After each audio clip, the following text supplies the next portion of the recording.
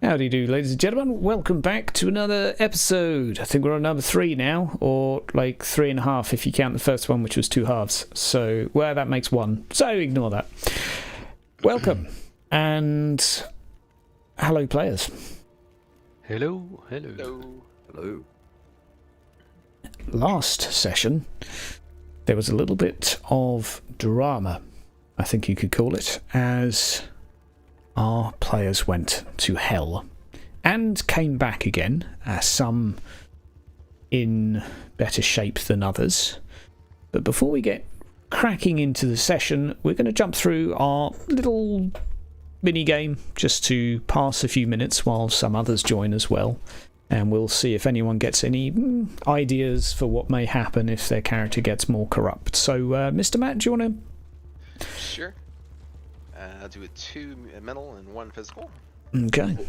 Also, hell and back again. Hobbit's Tale. Yeah, all young ones. Yep. Yeah. The heck is Iron Skin? Iron Skin. Well, we can look at the stats, but at the ultimate, at the end of the day, we can just say his skin...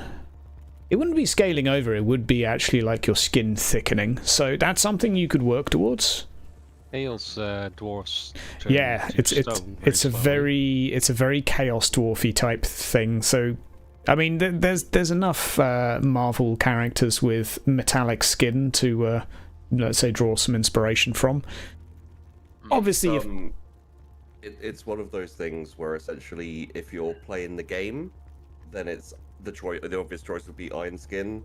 If you're playing the character, the choice is mental corruption. Tortured vision. Yeah.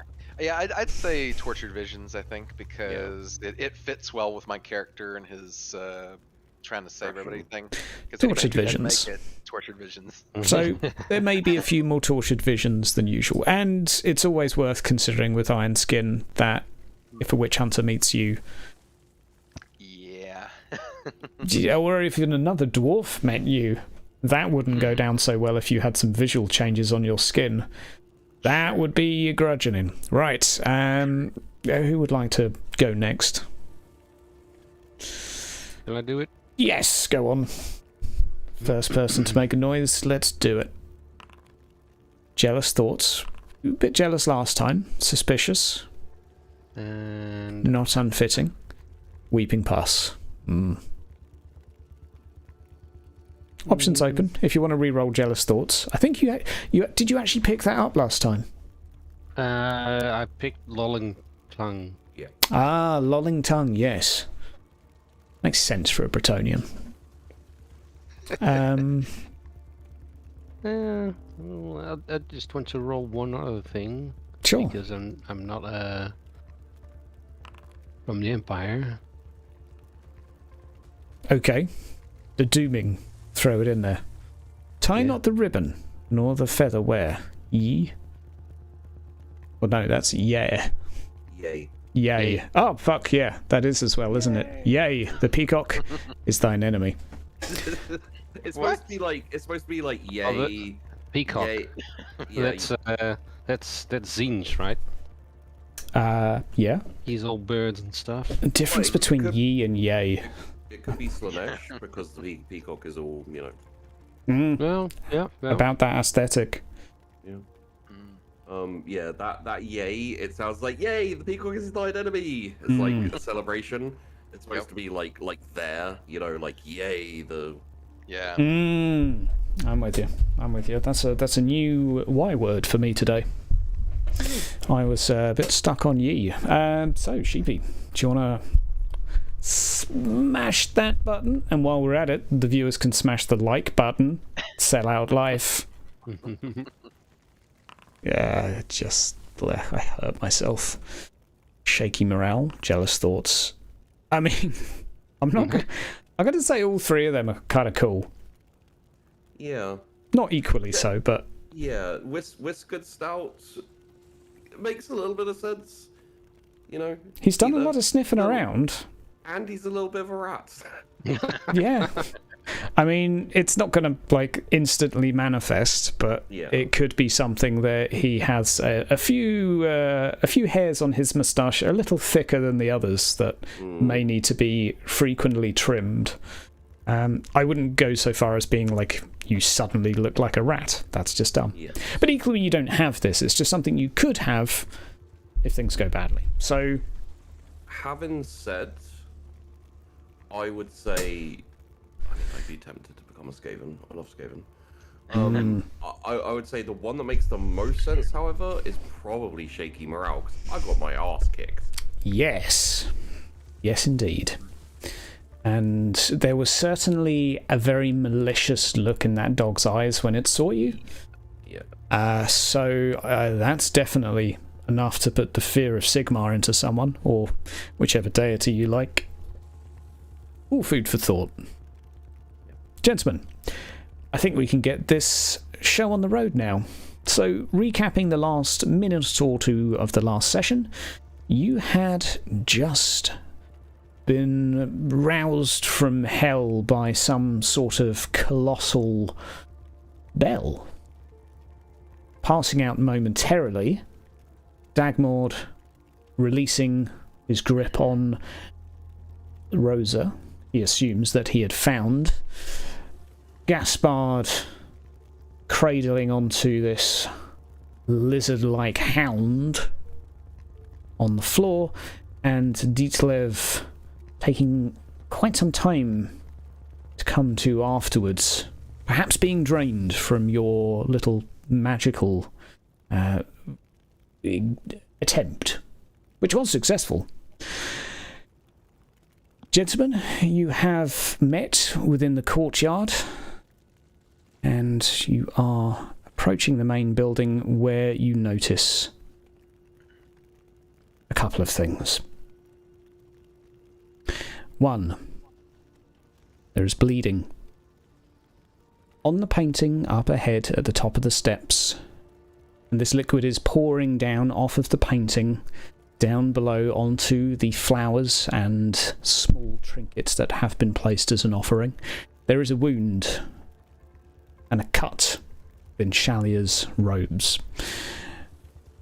on the left leg. Furthermore, there is a difficult to miss light coming from the bottom floor of the temple. On your right, the southeast wing, first floor.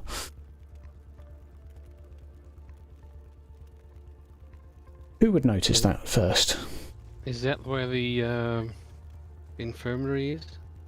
Fortunately not. It is the opposite side of the temple. This is where the quarters of the priests are.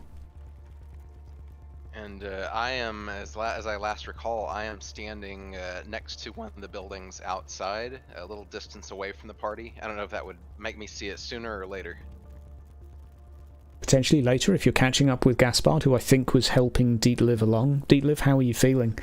I seem to remember I was fairly out of it. Yeah. And, you know, yes, I would say unlikely to notice it first. Gaspard, I think it's fairly safe to say this therefore falls on you.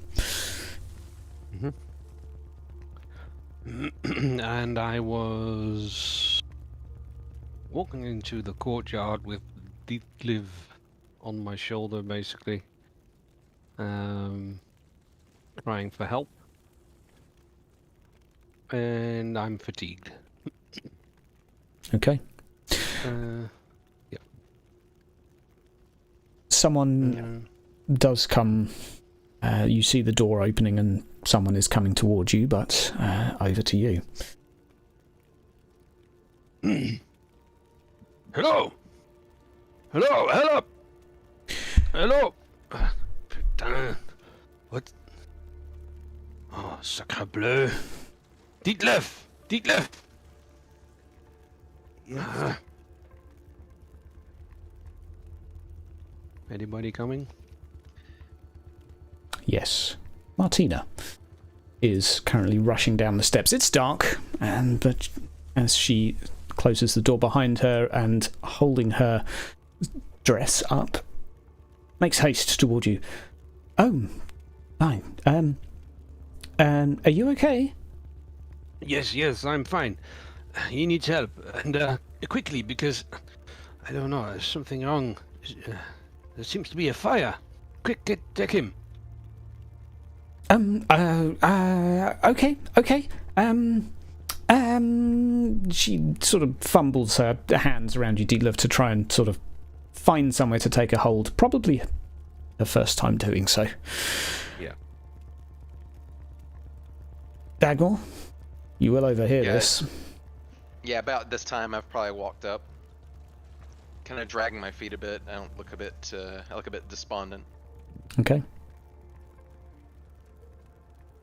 As she is stepping toward the temple, she too begins to shout the word fire at the top of her lungs. Quite a shrill voice at high volume, but one of the priests does make eye contact after swinging the door open and sees you, Gaspard. Yeah, hearing the word fire... Because the stairs are in the way, but there is a door there. Priest is going to come rushing down. Dietliv, are you, do we need to, do you need a priest, Mr. Dietliv? I am rather heavily injured, so... Yes, there's a lot of blood. Let's find, yes, she starts staggering with you toward the infirmary. This would put Dagmore and Gaspard rushing towards the southeastern lower floor wing, where you find Alessandro currently stood chanting at the top of his lungs as you arrive, and two of the beds, the frames at least, seem to be on fire. I say seem, they are on fire. The flames are about a foot high. This is not a bonfire of wood, but the beginnings of a flame. Does anyone look to be in immediate danger? No. Aside from him knelt there praying beside the flame, it is just yourselves at this point. Quicker! Maybe you could get at the water. Of course, just keep your distance from them damn flames, boy. Or the sheets. Quicker! Gaspard? Yes, he runs towards a bed and grabs a sheet or a big, thick blanket and starts swatting. Yeah, I'll do the same to the opposite bed since there's two beds that way. Okay. The sheets are partially on fire, as is the flame. It does seem somewhat subdued by his words. It's this odd flickering. The flickering resonates with his voice as he chants out this prayer that, in such a small chamber, echoes in your eardrums with his rather bassy tone. The flames do extinguish slowly as you're... Did you say you were treading on them to put them out?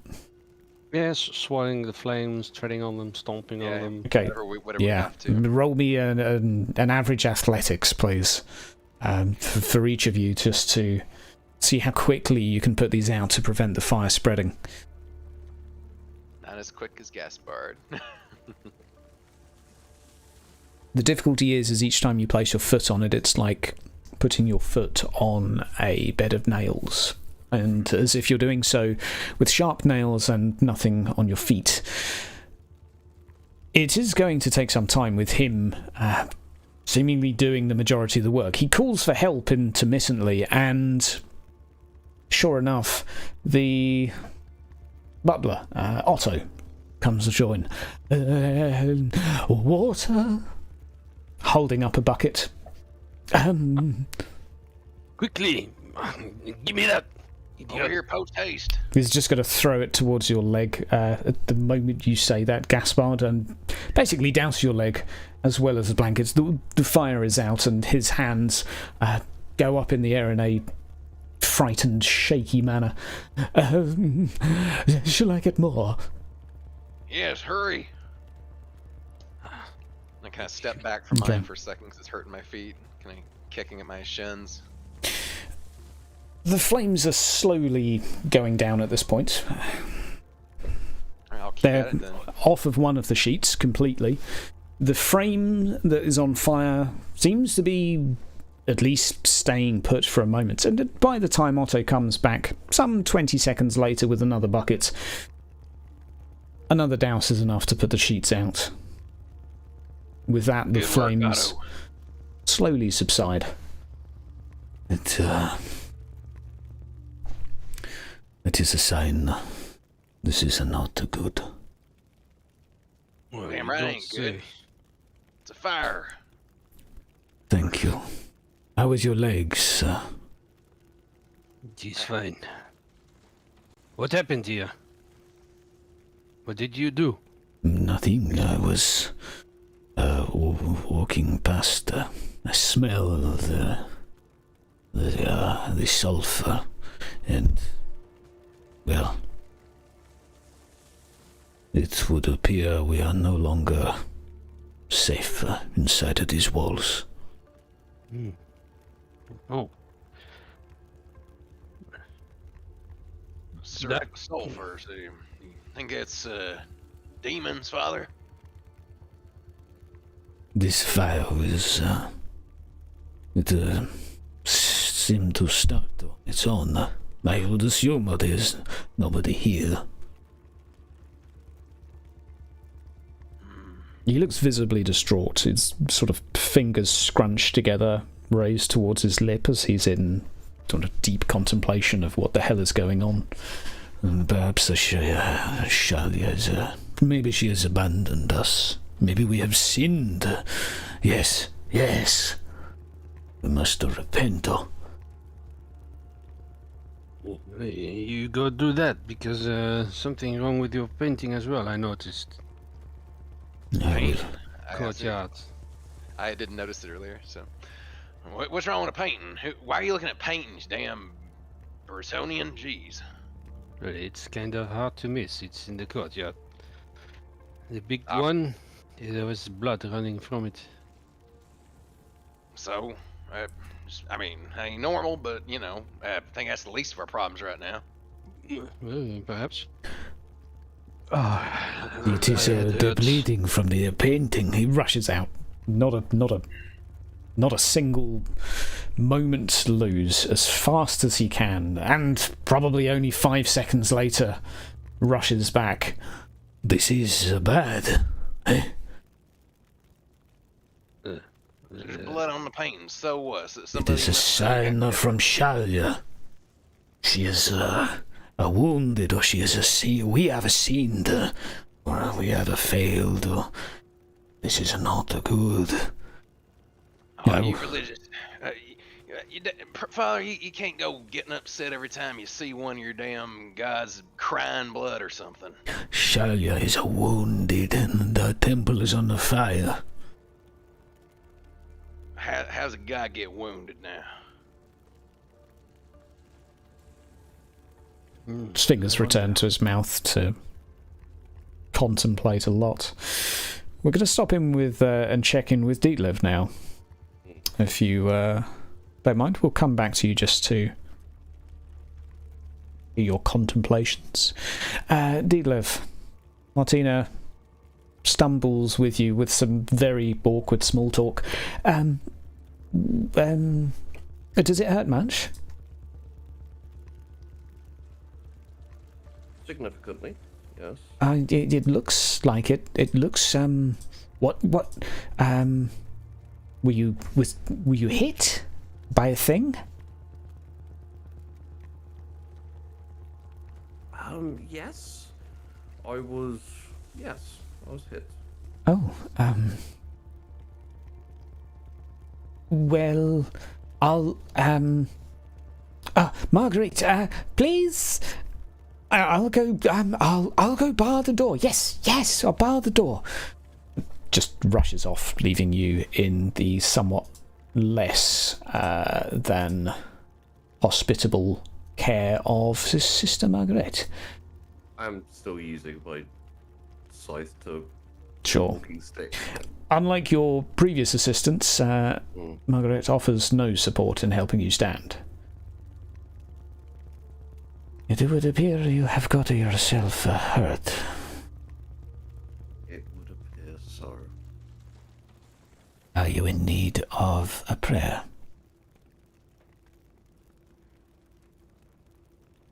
I think somewhere to sit or lay down would be a good start. Very well. Praying while standing up is more taxing. Please, sir. We have plenty of spare beds. You've basically got the pick of like 9 beds. Yeah. And we'll hobble over and sit down on one. I'm not 100% sure what my I know I've taken wounds mechanically. I'm not sure exactly what the reading of it is. Yeah. Yeah, so effectively there's no catastrophic injury. Yeah. It would be a significant flesh wound, but you would be aware, or you would probably have that intuition that if it were any deeper, using your arm would be perhaps severely compromised. Now it's like painful to move your arm in every position, but you would have confidence that, you know, it would heal with time.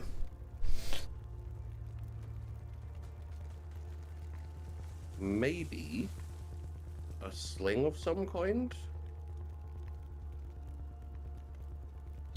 You do not have much faith in Achaidh, do you?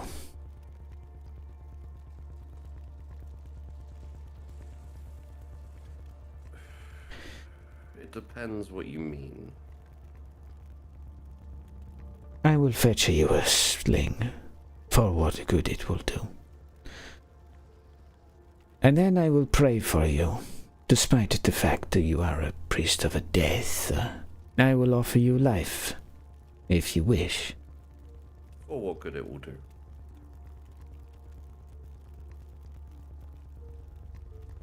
She has that smug look of, I'm going to show you.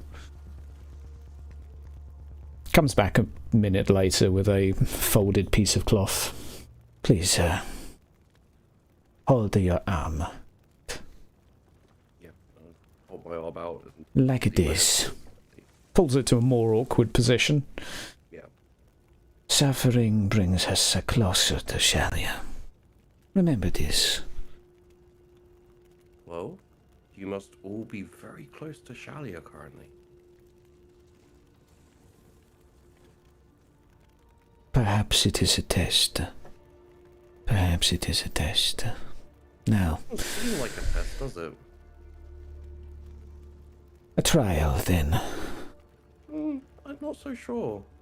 Seems like something else to me.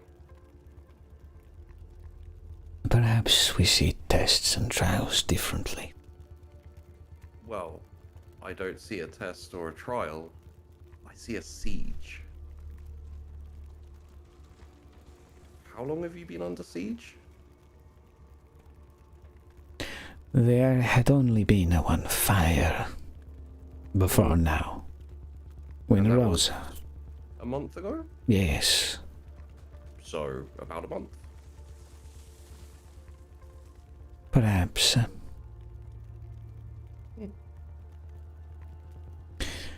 She finishes tying the knot around your neck.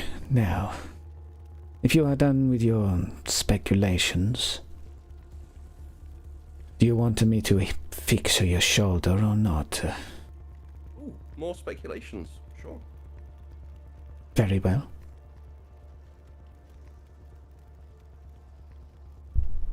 She just sort of leans back and picks a cup of water. What do you want to speculate about?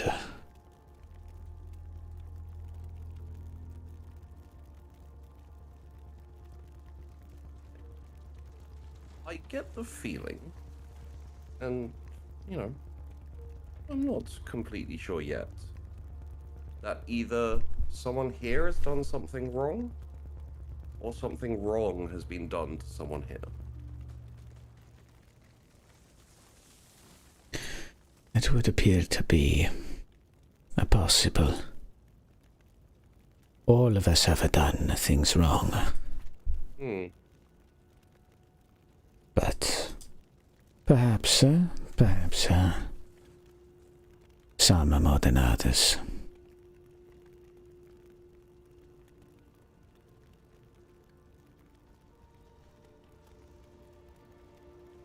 Am I being investigated by the wizards?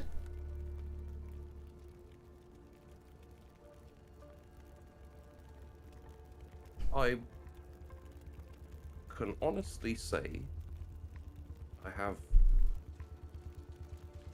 no reason to investigate you. I'm merely trying to not get any more injured and figure out what exactly is going on here. There are some very strange people here, and I want to understand why they're here. Places in the middle of the mountains are strange. They attract the strange. Some are more than others, but you will not find a normal here.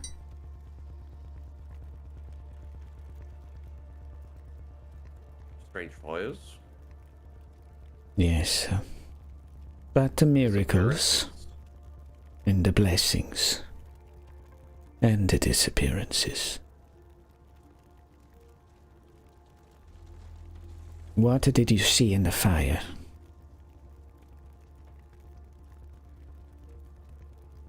He kind of goes quiet and, like, staring off, like, behind her shoulder into the distance.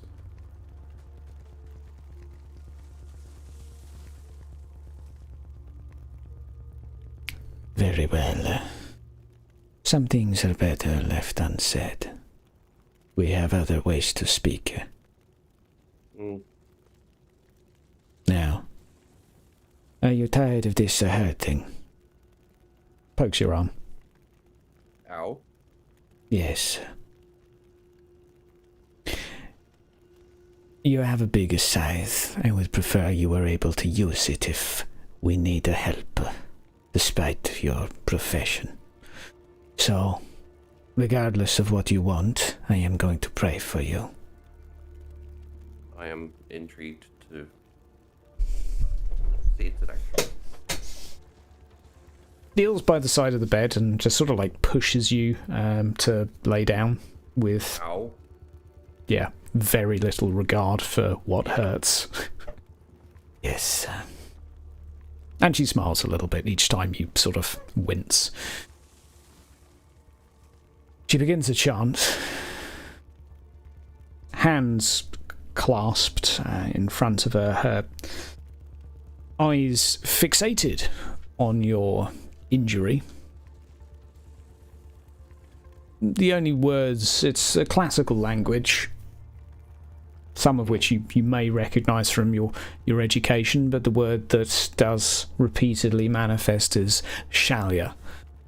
Every few seconds at the end of every sentence it is repeated, and we will see. What happens with dice and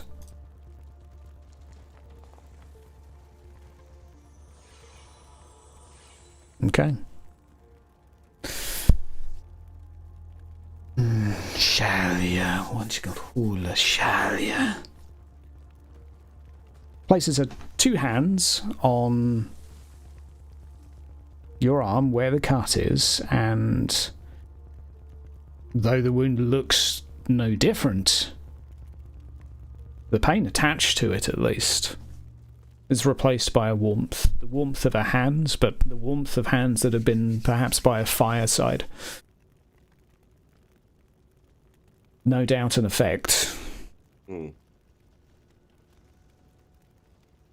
a miracle. See, I cannot make your wounds disappear. They will get better on their own, but I can at least make it more comfortable.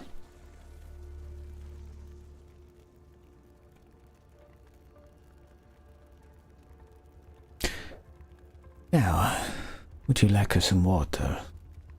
Or wine?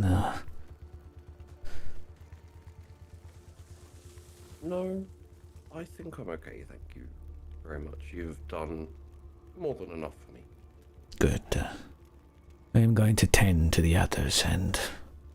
Looks at one of the beds where the sheets are all rustled up, the same one where there was a fortune teller some time ago.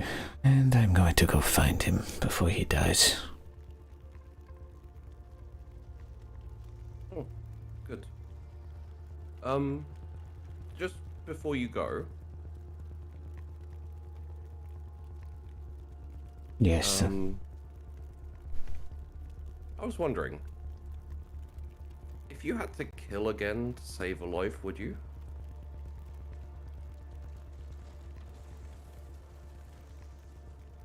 It would depend on who. But I could. Good. Okay.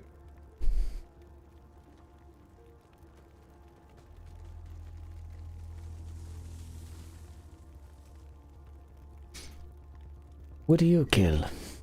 Or have you killed?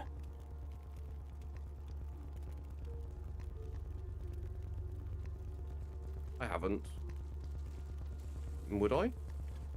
Well, that would depend.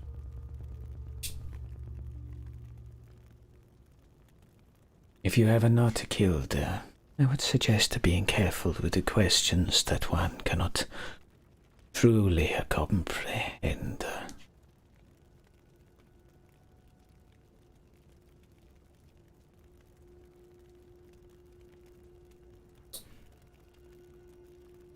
And she just sort of nods softly before going to Elise by your side. We will return to you in a moment, Dietlev, as we check in with Dagmar and Gaspard. Yeah, I'm just sitting on one of the unburned beds, with my boots off, kind of rubbing my stubby feet, kind of wincing from remembering the pain of the fire. Gaspar is also sitting and rubbing his head. Yeah, I am tired. Dagmar. Did you hear a bell ring? I pause for a moment, just kind of glance off to the side before I nod slowly. It was weird. I mean, I was fighting the monster, and the ringing of the bell, and then everything was gone. I slip my boots back on, and I look to Gaspard, and I say, well, how much do you trust that Dietlev feller? Because I can either tell you now and then tell him later, or we can just go find him and I can tell the both y'all what I seen. Well, There's a lot to tell. Since it is only you and me and Dietlev in the... I don't know what it was, the fire hell. I think that we are only three that we can trust. I think indeed everyone here is, how the old men say, sospetto. Suspecto. Right. Well, I do I got think, things I need to share, so think we better find Diddler. I don't feel too much like repeating myself, and I reckon you ought to hear it if we're gonna trust him. Mm-hmm. I have brought the wine you had requested. Ah, thank you. And he takes the bottle, glass, thimble? It's a port glass of wine. He quickly takes the glass and starts to chuck it, but then pauses. Oh, that reminds me. How is it that you take so long to fetch a single glass? I mean, you said it would be an hour or so. It is the sacramento. We pray for it. It must be prepared. It is not just the wine. It was the blood of Shalia. It must be respected. That's why we do not drink like a fish. We drink with respect. Dagmar just smirking a little at the drink like a fish comment. Very well, do Shalia then. And he chugs it. Sweet, warming, pleasant.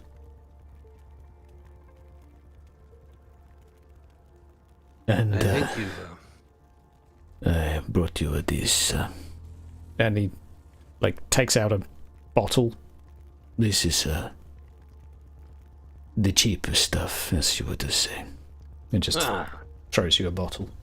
Merci, monsieur. Thank you. I shall take that gladly from you. Now, if you excuse me, me and my friend here will go look for our associate. I believe he was a little bit hurt, so... Yes, I will be here and pray. Suspect there are some sins to be repented. Yes, you suspect indeed. As he says that, on the ground, just between two of the stones, there's this almost like a smouldering cigarette, just a little bit of smoke starting on the ground. Quickly puts his boot on it and twists left and right. What is that? I do not know. Can I hop up and just look under one of the beds that was on fire to see if there's anything under it, like chalk or anything? So I remember the chalk circle we drew. Yeah, you can have a look at the bed, and there's no evidence of... There's no chalk circle around it or nothing particularly apparent. Ordinary beds. It seemed that the only charring was to the wood of the bed and the sheets. There's no residual charring on the stone at all. It's not blackened in any way. Okay, I get up a little grunt and dust my knees off and say, well, I reckon we should check on our companion then, huh, Gaspard? Yes. Yes, we should. Okay. Yes, on y va. Let's go. Thank you, Father. Go. I'll start walking toward the wing with Dietlef. And as we leave, Gaspard looks over his shoulder. Just one last look at the Alessandro. Mm-hmm. As in, I've got my eyes on you, sort of look. He gives you that sort of patronising bow of the head, like, I acknowledge your eyes on me.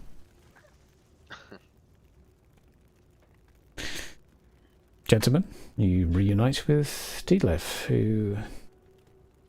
Oh, you still in the bed, Dietlef? Yes.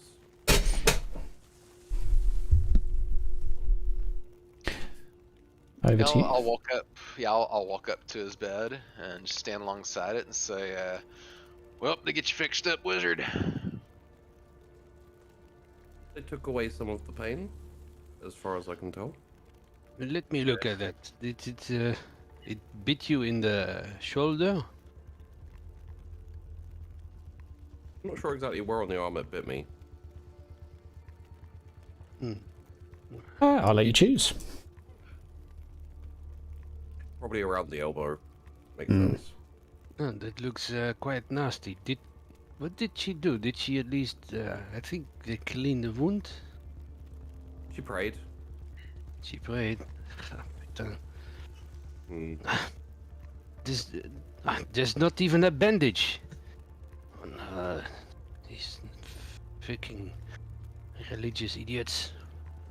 And I look like I look like I'm actually hesitating to speak, kind of chewing at my lip for a second, before I finally pipe up and say, "So, Dietlov, good on you for stepping up back in that situation. Going in there with us in the first place. If we'd gone there alone, well, me and Gaspard might be dead right now." Would you have gone in if I didn't follow? Of course. Probably yes. Now, hold out your arm. I mean, I've got some bandages here. I will take care of it. Go on, Darkmoor. Right. And so I was gonna add that, well, I'd like to say, I look like I'm visibly thinking for a second, lick my lips, and close my eyes for a moment and say, "I'm sorry I had to run out of there for just real quick, and but anyway, while I was outside, there were some things that I seen. Well, and my heart kind of visibly sinks for a moment. Did y'all hear the screaming?" Yes, I heard a little girl. Rosa. I think it was Rosa. Yep, she's what got me running out there, and I don't know if y'all got a good look outside or not, but it looked about like it did inside that building. Everywhere outside too. Everything was afire. Flames, air damn where, screaming, wailing. Don't know what to make of it. And over by the, I think it's over by the temple, I reckon there's I couldn't quite make it out. There's some sort of shape, like I don't know, a person, something big maybe. Well, when I say big, I mean taller than the building big, maybe. And like I said, I didn't get a good look-see. So anyways, that was the least of my concerns, though. Rosa, well, she had two of them damn big dogs come down on her, like we had inside that building. Tried to distract them. They weren't having it. So, well, ran forward and just kind of threw myself in there to try to help her. And she got bit right here, and I give a slap on my leg, on the proper leg where she got bitten. Dagmord, oblivious to what that means, perhaps to the others. And when that happened, well, Beast sunk his teeth right on in. She, I think, it's all a bit of a blur. I think she screamed and did something. There's some light and a bell. I think it was a bell. That's what it sounded like. And well, I started to feel woozy. Them dogs. They something happened to them. Hydra, did they run or did they flee? Was that what happened to them? She put her hand on one of them and it reeled back in pain. Yes. Okay. Or in what you think looked like pain. Okay. Or something. Yeah, she touched one of them damn hounds, a brave little girl, and damn thing it scooched back like it was in pain or agony. I don't know, scared, who knows, but yeah, backed right off, and then there's the bell and all the light, and like I said, I was getting all woozy. I rushed in to save her because she's a big part of why we was there, and I had her by my hand. I say, holding my hand out, kind of looking at it wistfully, and I kind of go quiet and look down. Hmm. Interesting. I am curious. Please, careful, Gaspard. That's still reasonably tender. Oh, sorry, is this better? Yes, thank you. I'm curious as to whether, as to what exactly you have taken from our latest excursion. Demons are sons of bitches. Yes, indeed. I, however, have my own thoughts. I would like to hear yours so I can refine mine. Well, that is the bandage done, but I don't know. I thought it was, how you say, like a dream or a hypnotism at first, but then it was all gone and you were still wounded, so there must have been some reality to it. I don't know. It is very confusing. And when I saw the hound, I just mist came over me, and I had to attack it. And Well, I vaguely, I think I heard the scream, but I did hear the bell for sure. Did you hear the bell? I did hear about.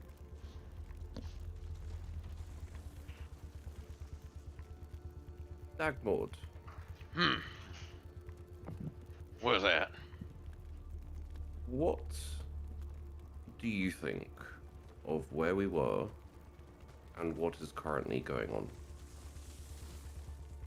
Well, it's demons, and clearly it looks like where we are, but it ain't where we are. I don't know, some kind of place that I don't know the words to even describe it. It's like we're in the same spot, but different things are happening, and different people are in different places, but it's the same place. And I kind of touch the side of my head and shake it. Makes my head hurt.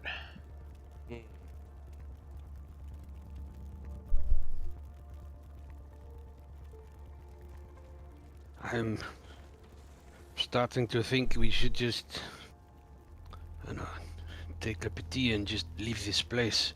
Everyone is cursed here. I mean, we should just kill them all. Didn't they say something about there being demons all around the horizon tonight? Being was it a Henkersnackt or something?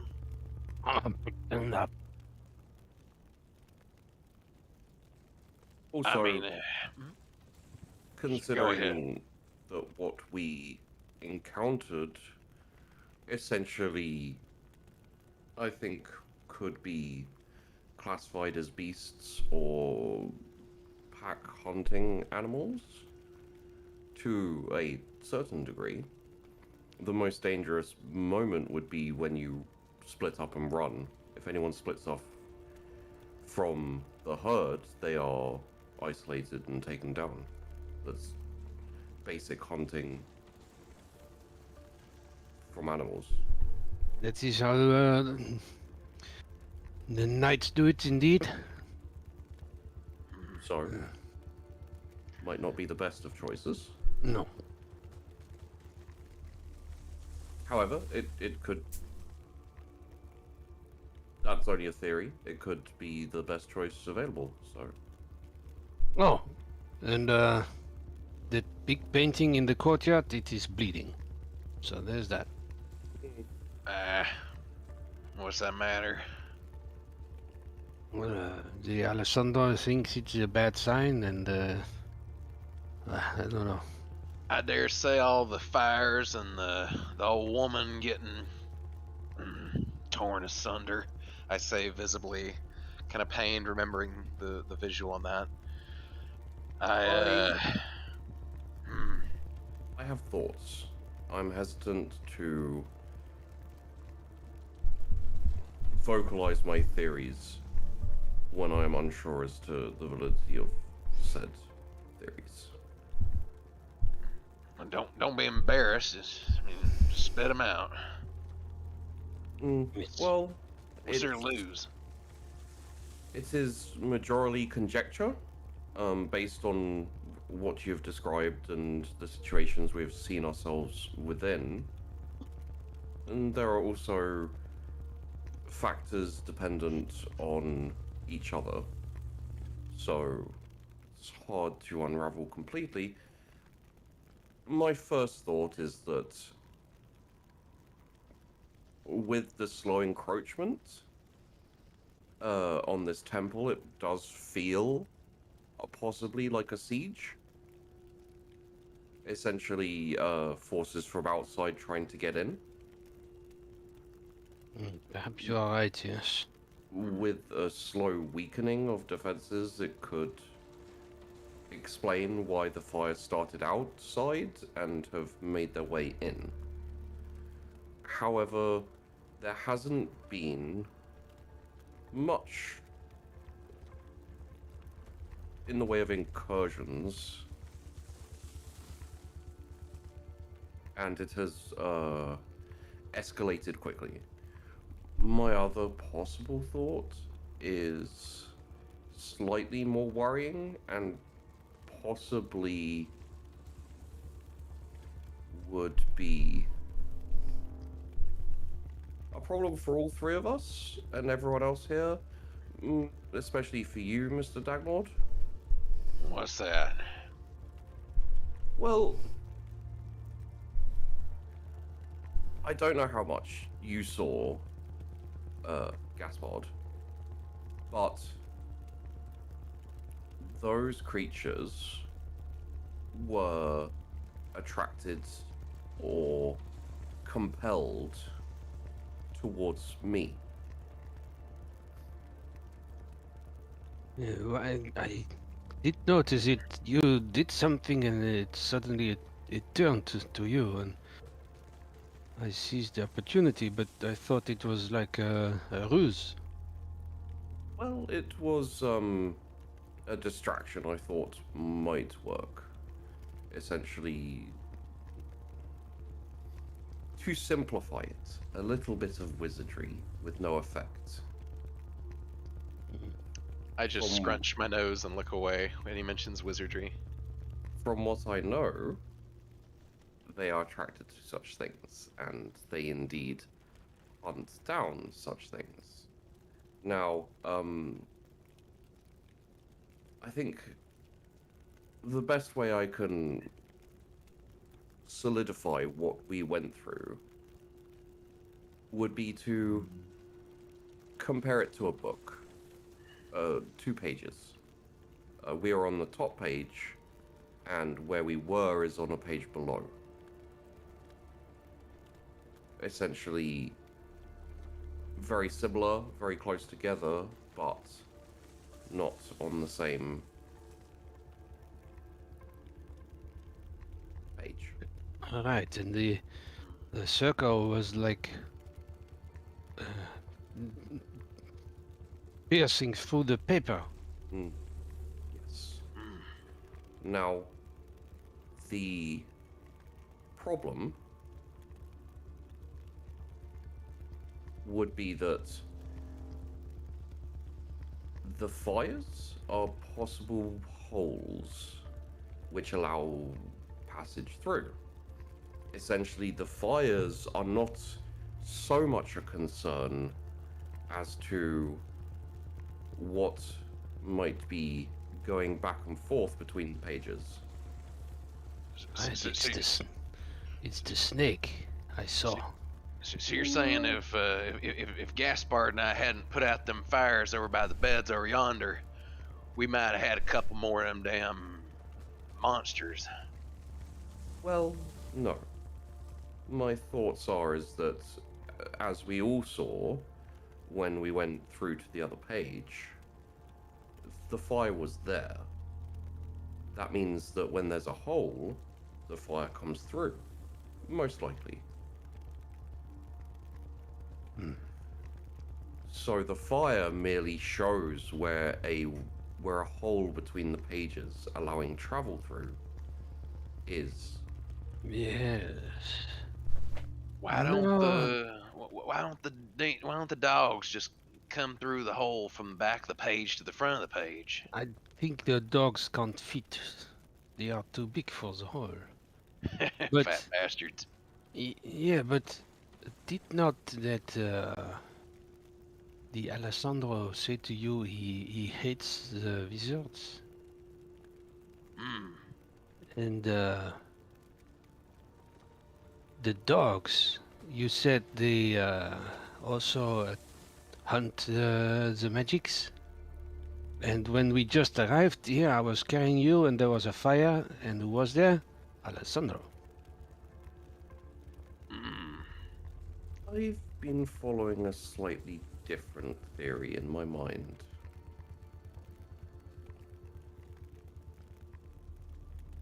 From what you said, Mr. Dagwood, Mm-hmm. contrary to the other unfortunate lady who we all saw was not in the best of shape and most likely, for a given value of alive, probably not still alive. I hope not. Oh. Not the way we left her. It really freaked me out. Yes. However, Rosa, the young girl, seems to be more able to exist, survive. Doesn't seem as forlorn, perhaps. She's been hurt though. She's bleeding out her leg right now. She ain't got nobody to treat her. Now, here is my thought. And a possibility. What if Rosa has some form of power or innate ability,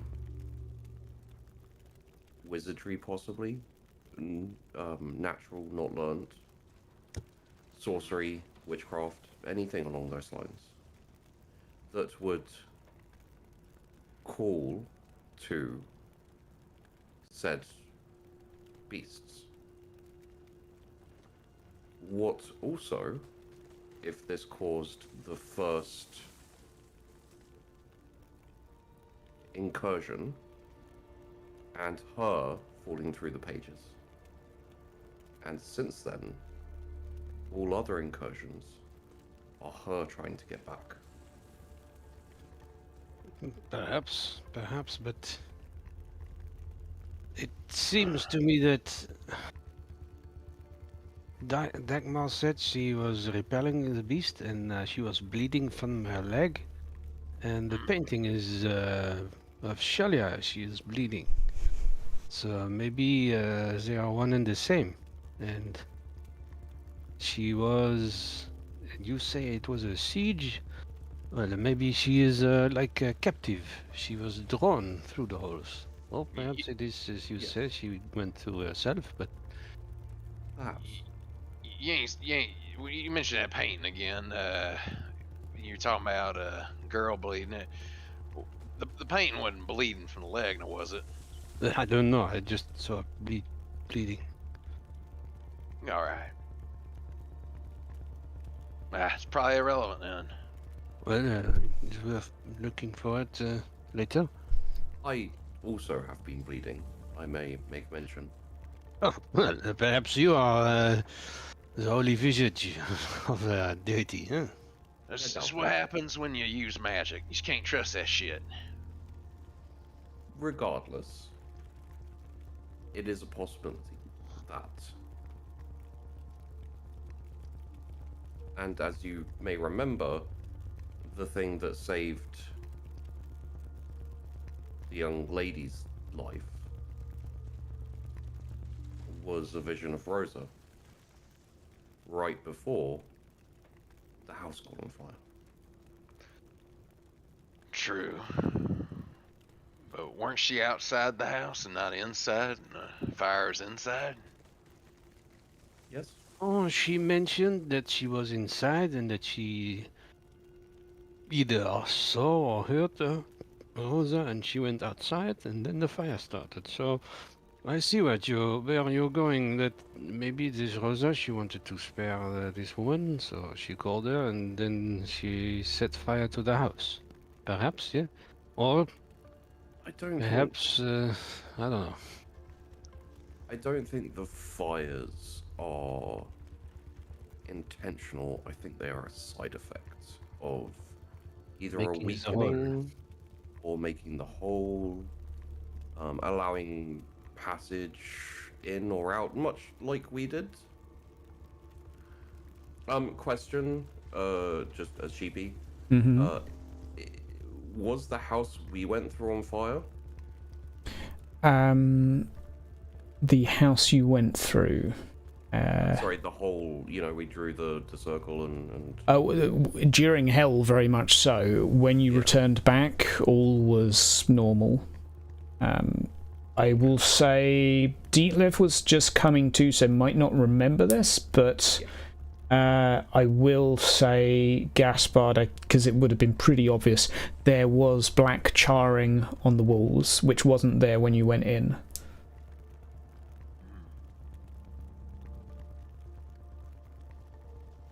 I think we need more information about how we went through, and we need information on whether there are other alternate ways that are more rough. Yes. I think we should talk to the old man then. Giuseppe. That's fine by me. And before we do go, considering that this sweet, hurt little girl might be a dirty wizard pulling shit on us, what about that theory we're having about somebody here doing something to do with the miracles, or the miracles not connected to this no more? It seems less likely given the information we have accrued, but it is still possible. Right. I just don't want to throw that out there if it might end up being important still. No, it is still under consideration. Yes. As you should keep it in mind. I scratch my head and I nod. All right then. Giuseppe? There is a knock on the door before you get up, and that is Martina entering with a bucket of water, looking somewhat flummoxed. Sorry to interrupt. Side note for Dietlev. As she opens the door, coming in with her is almost a gust of magic that follows her in. And continues to do so. These fires keep starting. I'm going to scrub the floor with the holy water. I hope it's not a sin, but that's yes. So Otto's got the top floor. I'll be in here. Martina? The two exchange words for a few moments, and Martina, looking displeased but doing well to hide it, takes a broom that looks and holds it remarkably like a staff and walks out the room. We're going to cleanse the temple, I guess. I just hope we don't all burn. Best of luck, ma'am. Why don't you both go and talk to our friend and see what he says? I will stay here and make sure that nothing occurs while this room is being cleansed. Also, I get to rest in bed because I am injured. Very I, well. I suppose that ain't a bad idea. Not that I suspect Martina of nothing. She looks like a gentle soul. Yes, it is always the ones you least suspect. I will, if you don't mind, I will go and look at Lisa first. La Petite. She's only a few yards from you. Yep. Sleeping peacefully. Yeah, so very much drowsy and dazed, like someone recovering from a heavy fever. Responsive to a point.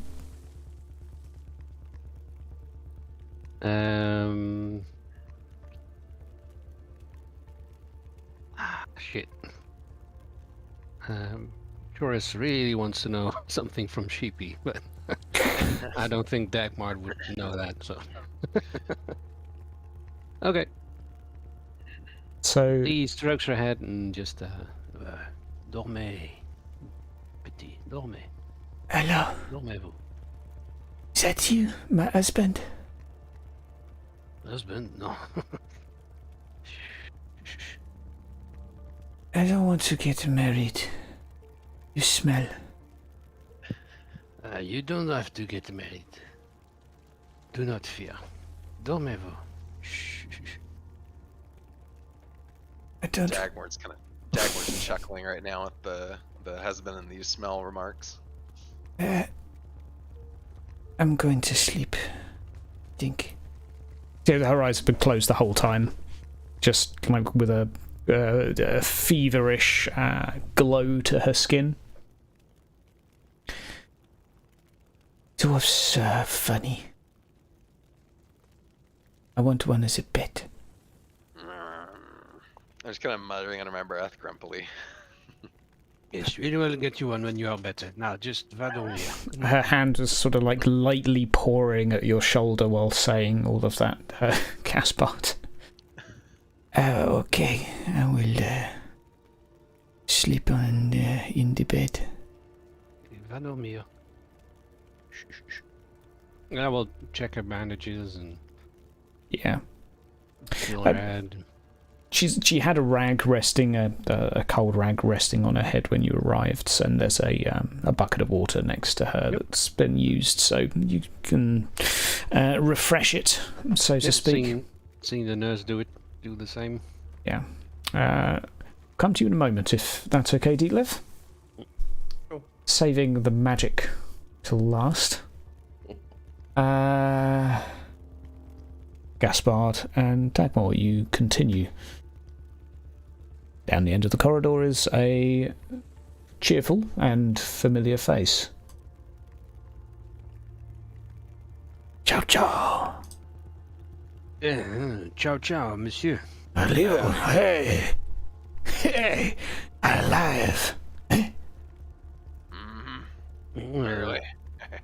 Well, Gives you both like a thumbs up. Hey, Go ahead. demone? See? big Lots of dogs. knowledge. Ah, le bloodhound. Yeah, see? It sounds like an accurate name for such a being. The bloodhound, the flesh. Small demone. Small, but size damn bears. See, small demone. Big demone. Shakes his hand, sort of. Small demone, okay.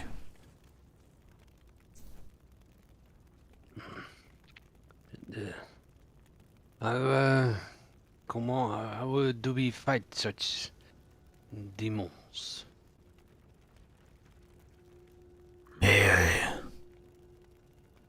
Points at your rapier.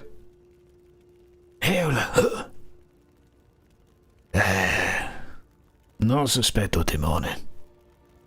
Sospetto la pristo. Corrupzione. Sospetto. What? Capuchon? Evil. You say so. But what about this girl that was here, the Rosa? Do you know anything about her? Rosa, no. I reckon I might need to illuminate a few things about you about what we've seen over on the other side, and I'll proceed to recount what I said a few moments ago to the rest of the party, to Giuseppe, about what happened. Sì. Limone de fuoco. Sì. La bambino. Makes a few biting gestures at you. L'abito. Yeah, I got bit on my head. I say, tapping where I still got a bit of a tooth mark in my skull. Le sciaglia, L'abito, I'm fine. Takes more than that to put down a dowie. He's sort of pondering and chewing on his fingernails a little bit. Bambino. Left hand. Tempore. Right hand. Claps the two together. Bambino tempore. Tempore bambino. Little girl in the temple? Maybe. But I do not know what you mean. Do you mean... Maybe it's something like what Dietler was saying about the... but maybe it's not the girl trying to get out. Maybe she's just running from them things on the other side of the page, and they're chasing her, and maybe the fires are just licking out on their heels or something. Sì. Bambino alive. Sospetto. Bambino. Left hand. A witcho? A witch? Oh, wow. I'd say that. Maybe it's a holy blessing or something. Sì. A witch? Left hand. Right hand. Shakes it around vaguely for a little bit. Magico, wizardo, a priesto. Yeah, priesto. I'm gonna say priesto. Priesto speciale. She looks too kind to be a damn wizard. Sospetto.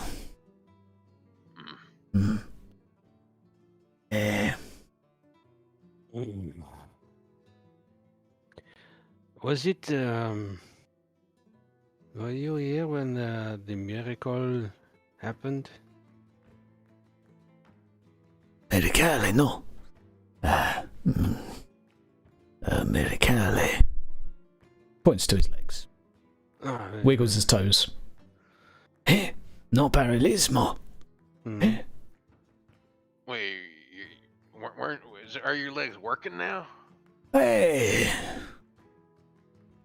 Like, wiggles them a little bit. They're still weak, frail legs, but He was the last time they were paralyzed. Yeah. Miracale. La prea, Shalia. I'll be. That's fantastic news, Giuseppe. Sì. Dagmar, I think I have a thought, but this mumbling man, he just confuses me. I mean, we will talk to Dietlev some more later. Sospetto. Suspecto la pristo. Yes, I suspect the priester also. Lots of But, suspecto. Si, si. I think if it were up to me, I would just kill everybody here and set fire to the whole place. If it weren't for the Hexensnacht. What about Martina and Marguerite and Otto? I mean, you can't suspect Otto. That man can't fight. Everybody is suspecto. Come on. Everybody has their secrets. I suppose, but I don't know. Even the stout woman with the quite alluring scar on her face. I digress. I mean, Got a crush? well, she's how you would say formidable, isn't pas? I mean, Ain't she just some kind of damn nun or something? well, let's just say she taught me a couple of lessons in the with the blade. Really?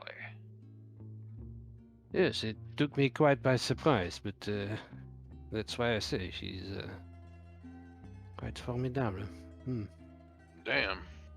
Good to know. Never would have guessed looking at her. I mean, I just figured maybe one of the patients got abusive and done that to her face, you know? That is what I thought as well, but there you go. Looks can be deceiving, so just keep that in mind. That's a good point, I reckon. Oh, Giuseppe, you've and I kind of look around over my shoulders until no one's, you know, in the immediate area while passing by or anything. Say, you's a witch hunter, demon hunter. You know anything about things like this? I ask, opening my bag and pulling out the dwarven pistols and shot to show him. Ah, pistole. Hey. Holds out his hand. Like, not just in the Gibbs motion. Like clenching and opening his fist, looking pretty excited to see a pistol. Yeah, so in the ever brilliant mind of Dagmord, he's going to hand him the pistol and the shot. Dwarfano. Okay. He like fiddles and plays with it a little bit.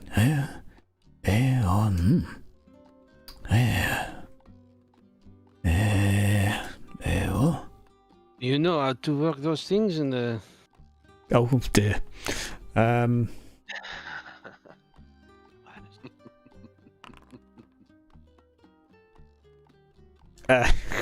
Okay, so he tries to spin it in his finger for a second, and it basically flies off of his finger and hits himself in the forehead. Putain. Too big, dwarfo. You silly old man. It's just right. Dowie craftsmanship is perfect. Do you know how to work those things? Can you show him? See. Tell me how to put the things in there and what I'm supposed to do with it. Powdero. Put some powder in. I watch carefully. Wax it in with a stick. Puts. How come you do not know this already, Dagmar? I thought this was like when you were a dwarf is born, he knows this stuff. Yeah, just come right out my mama and just pick up my pistols, my pickaxe, and get to it. Son of a bitch. Anyway, as you were showing me there, Giuseppe, continue. Momento. Solta. He takes your like bag of bullets and just throws them against the wall. No nido. No, demone, no. Solto. Then just pours a load of salt into your firearm mixed with black powder, and then puts a little bit of tissue in and whacks it down with your little loading stick that probably has a technical name. Solto. Demone. Demone, no like. Salt? Really? Ah, that is what they mean when they say exercise the demons. You know, because the salt of the sweat. Eh? Salto? He throws some salt over his eye, over his shoulder, and then instantly pulls his hands up as if he's been blinded by something. Salto throw. Demone. Ah! Well, if it works, it works. Damn. Ah, liuto. Points a gun at your head. Oh, and I Hey, though. quickly do a little side move and kind of shuffle out of the way. Oh yeah, don't get too excited there, old feller. Good, good. Demone. Ah, the hunter demone. Eh? Yeah, we're I guess the three of us you're speaking to or spoke to rather, I guess we're demon hunters now, huh? Or Si, demone. Uno, dos, tres, y cuatro. I know it's While he's Spanish, shut talking, up. Yeah, and while he's speaking, I pick up the shot again, pocket it. Ciao.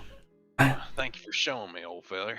I say, and I gently, very delicately reach over to take the gun from him slowly. Passes it to you, like the wrong way round. Yeah, I'm kind of doing more side shuffling the whole time, kind of cringing. Sospetto. Apristo, Herbalisto, sospetto. Looking at the at this point, Martina, who's been mopping the floor and scrubbing at the other end, is just leaving the room. What you think she could have done? I mean, she's just delivering flowers, right? Makes a praying symbol. Demone. Yes. Praying to demons? Perhaps. Demone. Sospetto. Seems a damn fool thing to do, praying to a demon. Si. Nothing good can come from that. It's one step worse than being a wizard. Gentlemen, going to pause you there for a mo before we conclude and go over to Deedliv. Firstly, I will ask if we need a 5-minute bio from everyone, or if we're happy to go on till the next chunk, so to speak. I can take 5 minutes. 5 minutes, and then we will magico. See you all in 5.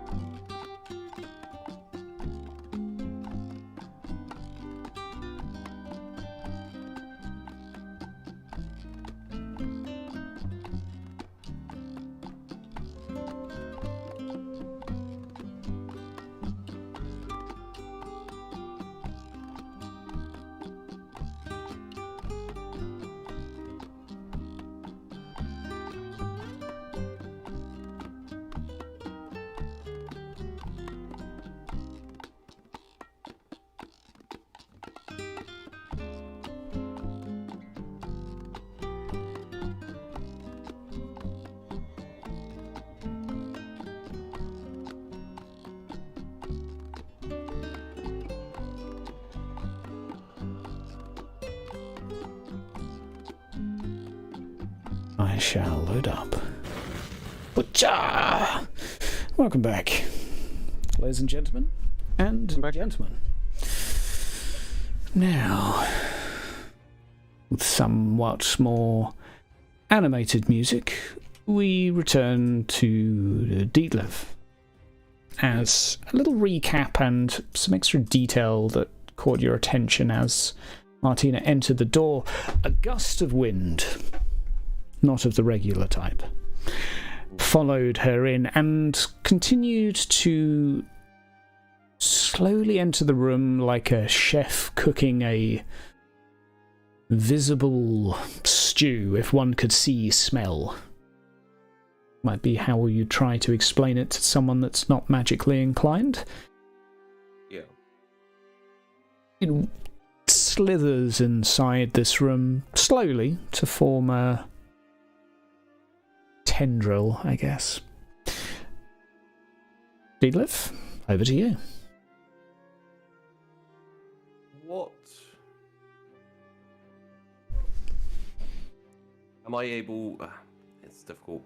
Am I able to discern the type of wind, or is it just You could try with an average law roll. See if you can get some more information on it.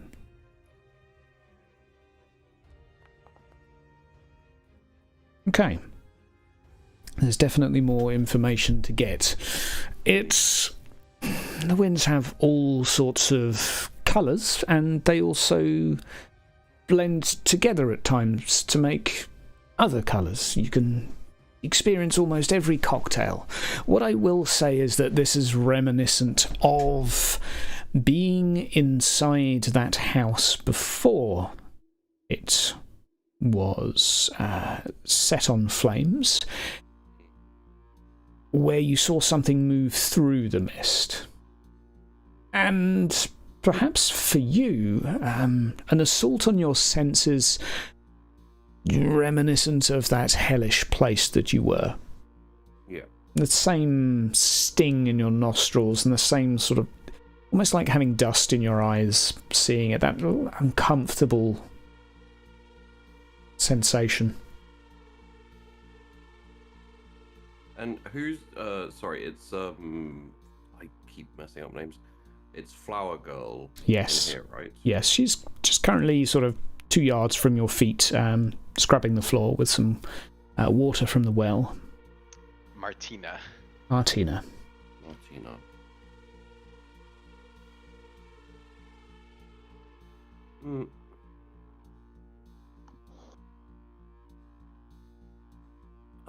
Martina. Yes?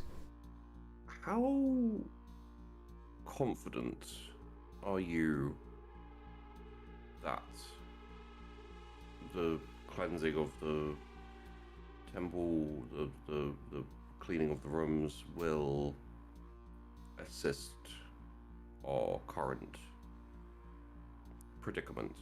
Well, the fire, Alessandro, I'm just sort of doing as I'm told, not much of a priest. He said that the fire was repelled by it, and he didn't feel he could rely solely on his prayers. So here we are chipping in. Otto, I think, is upstairs in one of the wings with a broom, and I am... Well, I got a scrubbing brush. Yes. Oh. And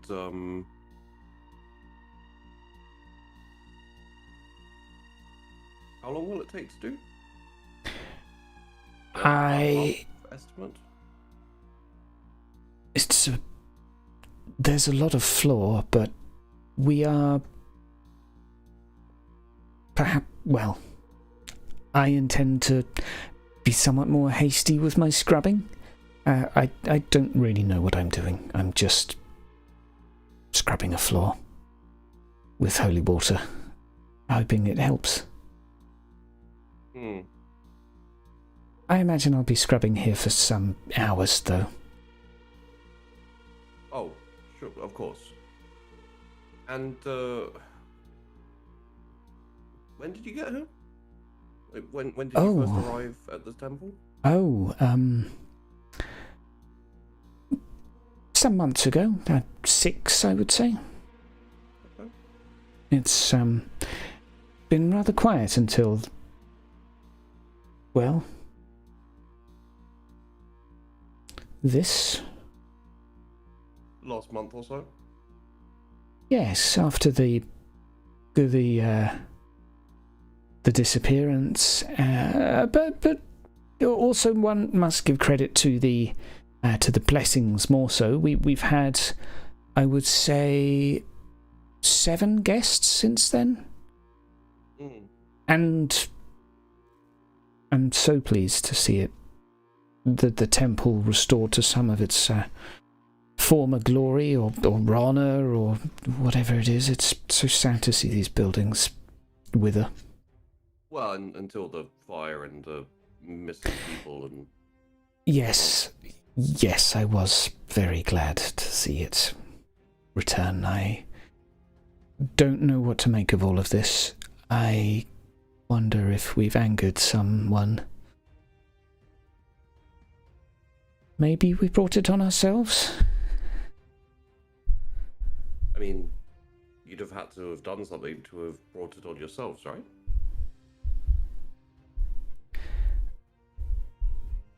I don't profess to know as much about religion as the others, but I wonder if sometimes the punishments we're dealt aren't always proportionate to the crimes we've done. Fate.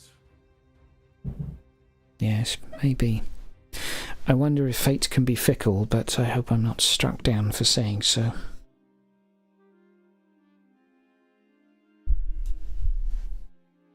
Well, we all end up in the same way in the end, so everything balances out.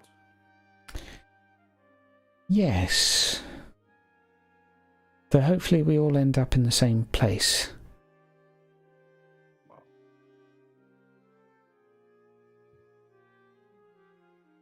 I think I'd be rather suited to Moor's garden. Lots of flowers there, I imagine.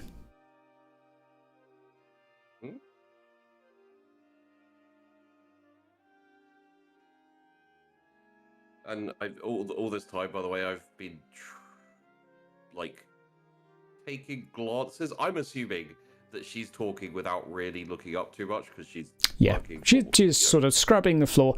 It's almost like she's painting the floor with water, though. Like the scrubbing is very minimal. It's really just sort of spreading loads of water around here. Yeah, it's like dunk and slosh and dunk and slosh. Exactly. Very yeah. So Deetle's been keeping his eye going back to the wind that had snaked in a little bit. It's still snaking in. Continually pouring in, although not at a dramatic pace, at more of a slow-growing tree, like a cloud moving. If you only looked for a second, you might think it not moving. Martina, have you already done the hallway outside? No, actually. Could you do me a very big favor? Yes. And just see to the entrance to this room with your scrubbing. That way it'll dry out quicker, and when I get up I won't have to track myself through the... Okay. Thank you. Sure. Yes, Apologies, I would offer to help, but my arm is... Yes, of course. Just she starts waving a hand around the doorway with her scrubber, giving it a good douse. How does it look? Does it change? It changes the path of the tendril. Instead of a wide branching tendril that's reaching through and attaching itself to its surroundings, it recoils back somewhat from the water. Not entirely, but there's definitely some response. Okay. Thank you, and sorry to be demanding. Oh, no problem at all.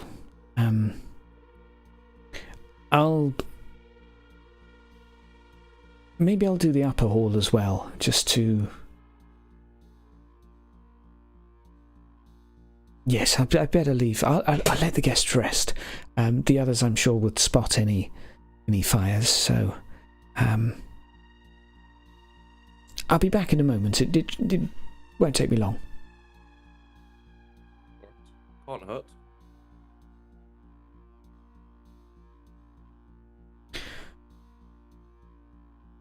She disappears.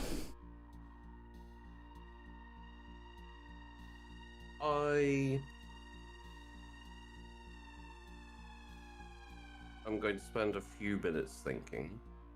Okay. just kind of like sat up in bed, staring straight ahead, like swirling over things. Hmm.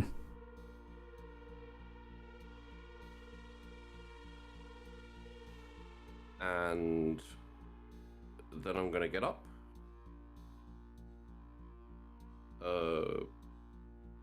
My scythe is just by my bedside, I would imagine. I didn't actually ever say I put it down. Sure. But I would have just clonked it next to the bed. Yeah. Yeah. And I don't really feel like I need a crutch. It down to your thoughts as well. Am I significantly recovered? Yes. From... So it's a tricky situation where visually you still look hurt, Yes. but it's you. So you might find yourself limping just because the mental imagery of, oh, look at me, I'm hurt. But the reality is when you go to pick up your scythe and put your weight on it and limp, the pain's not there that you anticipate. So my arm is a little bit more. Certainly, if you closed your eyes and tried not to focus on it, you could imagine the arm had maybe just been hit with a stick, fairly forcefully. But it doesn't feel like you've got a deep flesh wound, which you do. Okay, I will keep it in the sling. Okay. And as I go, for now at the very least, I'm going to be walking. It might be a bit pronounced, but I'll be walking like leaning on my staff. You know, Yeah. kind of still seeming wounded at the very least. Okay. And going out of the room,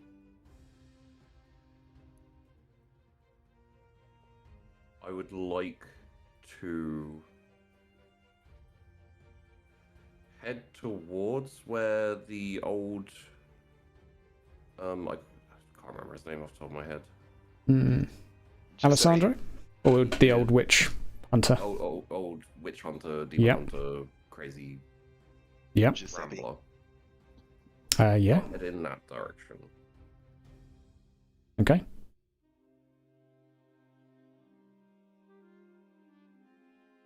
I will reunite you with the others. Okay.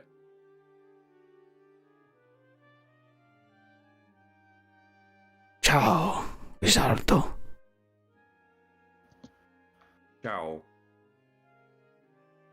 Welcome back, I say, putting my pistol back in my sack. You can probably notice the pistol if you glance. Saw it before. So, what did we learn? Apparently got to exorcise demons. The salt hurts them. I had a thought. It is something this man said that put to work my little gray cells. So, because he said this Rosa was like a super priest, if I paraphrase it, and so imagine you are in a temple and it is all decrepit and worthless and nobody does any miracles at all, and in comes this girl and she does a miracle, and well, maybe perhaps somebody gets a little bit jealous, eh? And is it possible for someone well, to use your book analogy, to wish someone to the other page? Perhaps that is what happened. That one of these incompetent priests got jealous of the girl that performed the miracle, and then poof, opened the hole to the other page and put her in it. Awesome. And now she's indeed trying to get back or something.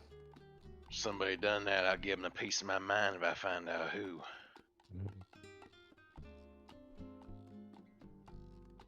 Indeed. Send a little girl to a place like that.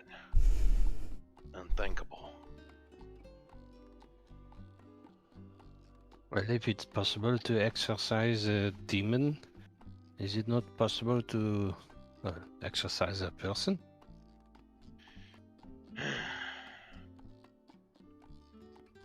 Damn it. Why can't shit just be normal for us? Indeed. Well, you do have a tendency to investigate, stick your nose into, rush into burning buildings. Most likely it's an outcome of you being unable to keep yourself out of problems that do not, technically speaking, concern you. Well, I mean, last night we just stayed in an inn. We hadn't done nothing. Things would have gone a lot worse. And here tonight, well, we didn't do nothing. This whole place might be burned to the ground by now, right?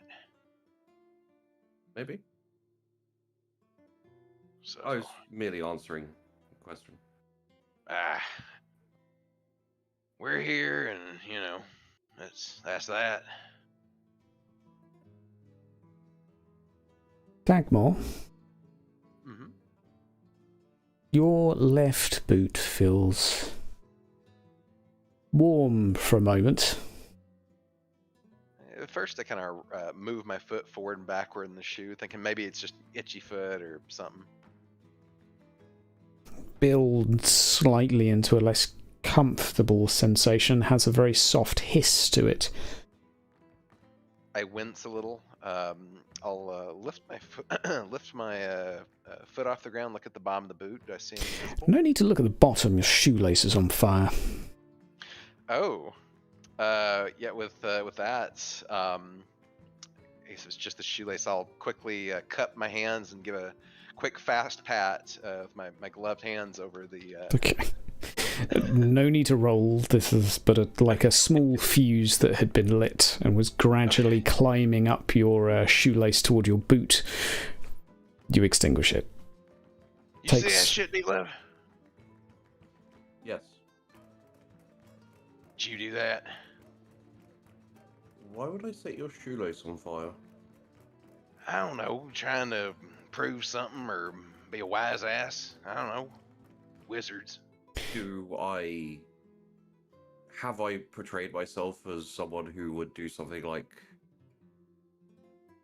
exploit the dangerous and wild aspect of magic to set someone's boot on fire for a joke? You never know with wizards. I say, squinting my eyes a little. How many wizards have you known? Just you. That's why I ain't got much to go by. And yet, you have very definitive opinions on them. I'm keeping open-minded. Really? This is you open-minded? Sure. I don't know. Maybe you're doing nothing. Maybe you're lighting my boots on fire. Got an open mind to any number of squirrely things you might be up to. Uh-huh. So, Gaspard, did you find much out?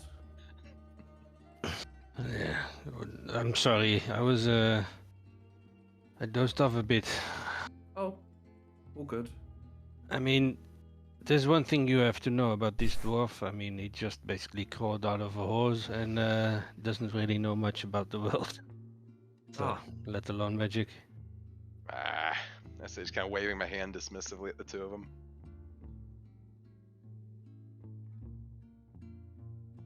Well, But anyway, what is our course of action to be? Shoot demons in the head, best I can tell. here's a possibly cogent question. Are the demons the root problem, or are they merely the effect of a root problem? if we have someone here who is in cahoots, who is in a deal with, or who is under thrall to said creatures, surely killing or exercising the demons would merely allow more to be called or to turn up. So you're saying even if we hypothetically, even if we took out a demon, then more will just keep coming, and even if we leave and we survive the night, then come a week or a month from now, there'll be more. Is that what you're getting at? Could be. Yes, we must find what we must plug the holes, so to speak, and find what is causing these tears. He smiles very slightly at Gaspard and says, "Bandage the wound, as it were." Yes. How are we supposed to find out who it is? We can't just go, hurting everybody. Sorry, Gaspard. Important to point out that we can. The quickest and safest route of action would be to kill everyone under suspect, therefore leaving no possibility of. Yes, that's what I've been saying. Everybody but the three of us and Elisa were here before we got here. That's a lot of people. Wait, Right. there's only, 5 people? Well, there's all the patients. All the patients, there's only 2. Is that right, Hydra? There are only 2 patients in the whole place? 2 and there's one just that 2 goes missing every now and again. Oh, okay. I will comment, though, that Giuseppe now sports a frown for the first time. No kilo. What's that? Innocento. You kill? Samone the demone. Oh, yes, I wasn't suggesting that we do that. I was merely saying that it isn't that we can't kill everyone here. It would probably be the safest way to ensure that the problem was eventually dealt with. All right then. Gaspard, don't be thinking like that, man. Damn. Well, Giuseppe, I mean, how do we know we can trust you,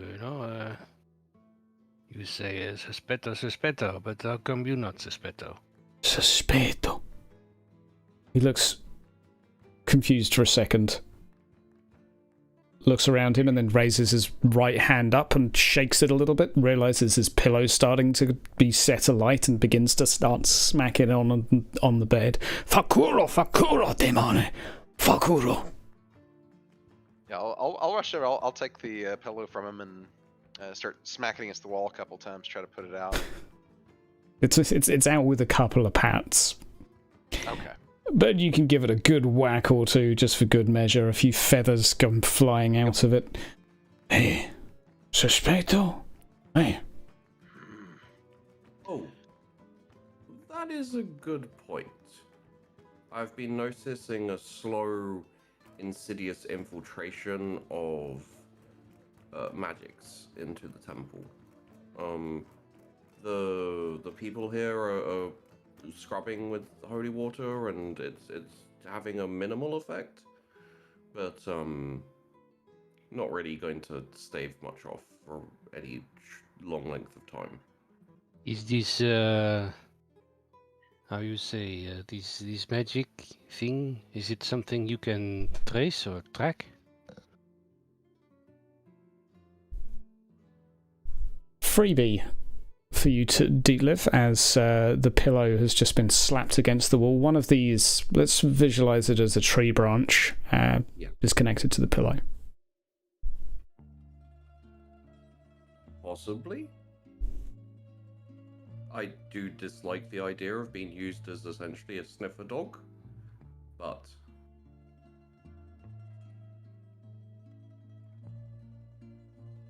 Well, if it works, I mean...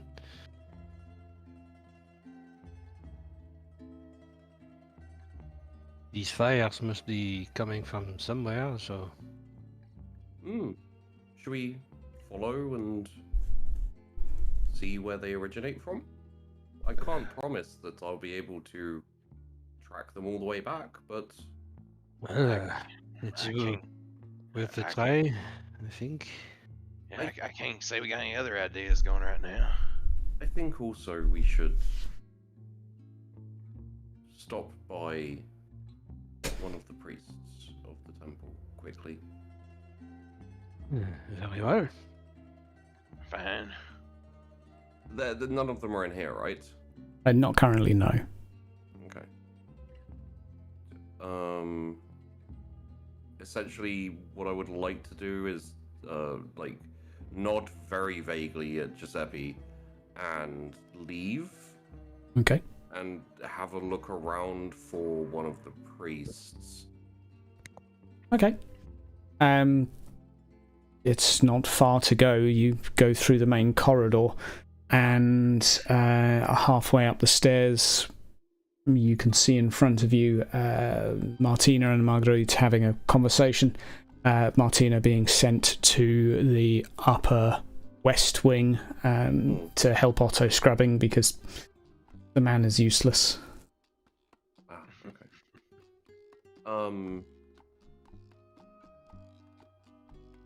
I say to Marguerite. Hello again. Hello. Do you have a supply of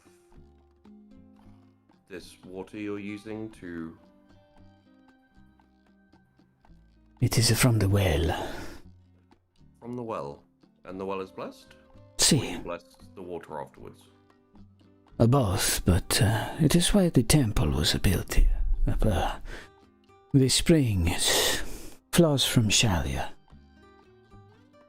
And would it be acceptable for us to procure some ourselves? See?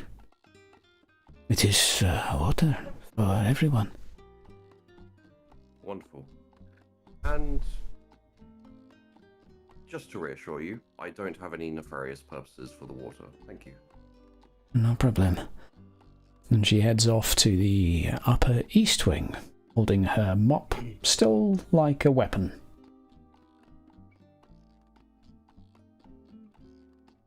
You saying that probably made her more suspicious than she was.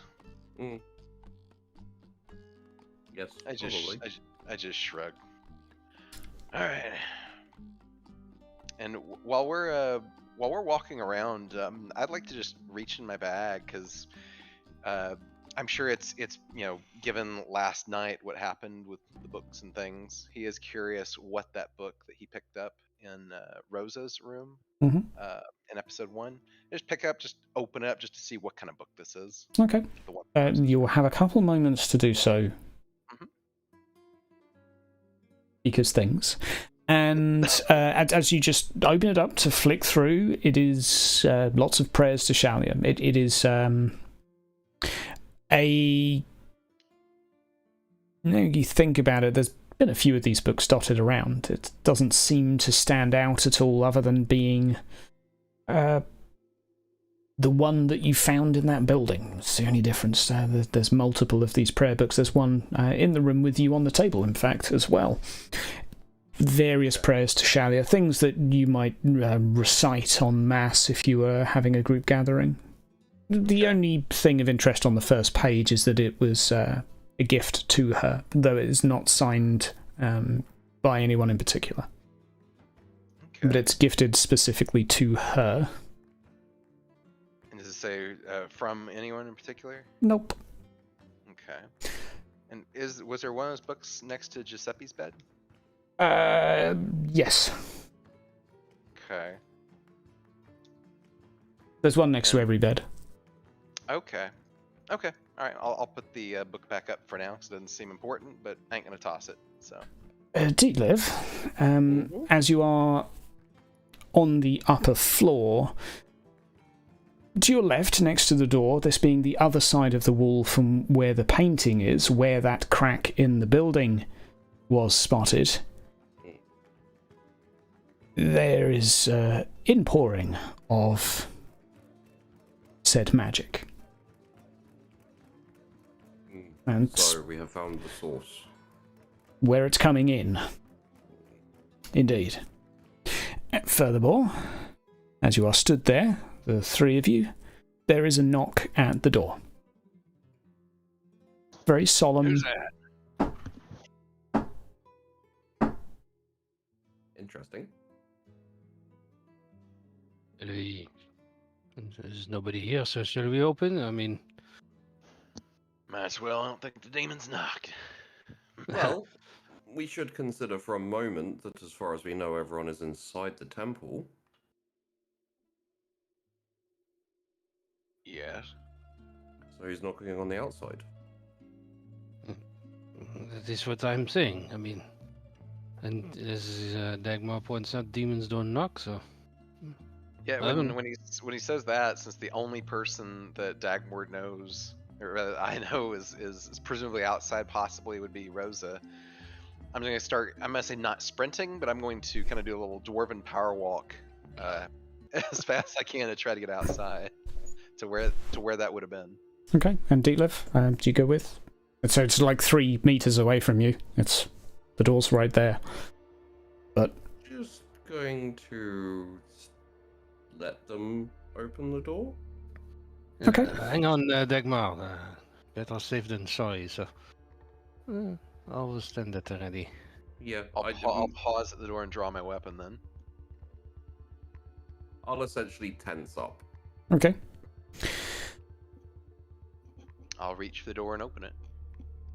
You open the door to see a predictable face that one might have expected. You found him. Your fortune teller stood there with a sign around his neck, his 2 hands holding it firmly in his hands.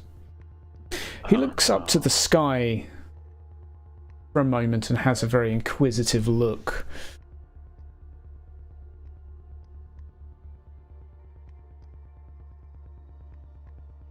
What you want?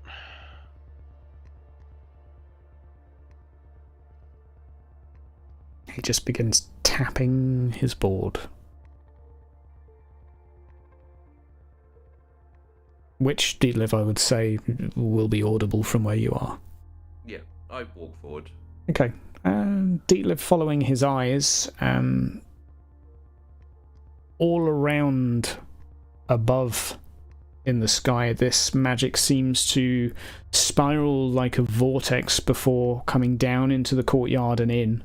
Does not seem to be coming from any place in particular so much as everywhere. Yeah. Oh, right. Mr. Dagwood, I believe that you have the strongest feelings on this, so why don't you take the lead? I'm actually surprised you're willing to offer that. Don't mind if I do. Show us some cards you.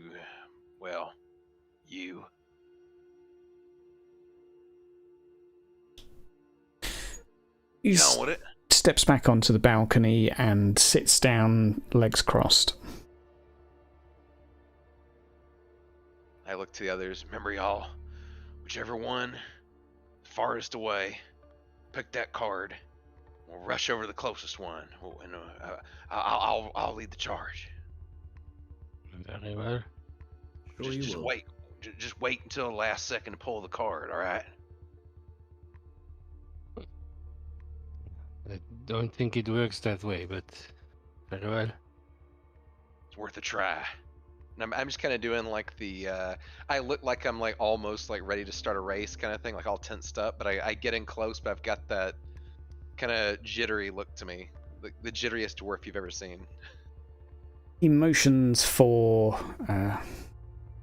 for you to sit down. Not you specifically, but he sort of just puts his hand on the floor next to him, tracing a wide arc. The implication is that there's room for everyone to sit. Yeah, I'll take a knee. So I'm kind of sitting on the back of my legs. I'm ready to spring up. Yeah, I will sit next to you. Let's do this thing. And Liv, what are you doing? I'm going to stay where I am. I'll be standing a little bit behind them. Okay. He shuffles on the spot for a moment before reaching behind his back for his cape, motioning that and looking curiously towards you, Liv, as if I'm about to flick this back over myself with the way his arms are reaching, and gives you one look of, are you sure? Yeah. He proceeds to toss it over Dagmar and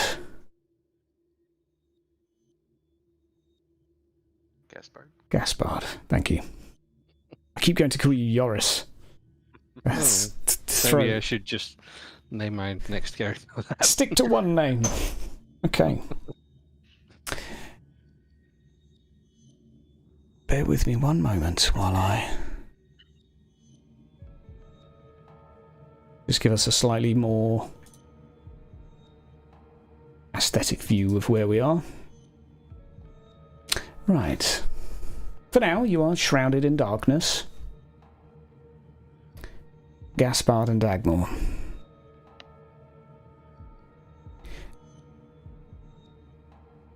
A small flame starts in the stonework between the three of you, equidistant. He traces his finger around it a little bit in a spiral, and the flame grows, as if there's a candle there, though you do not see one.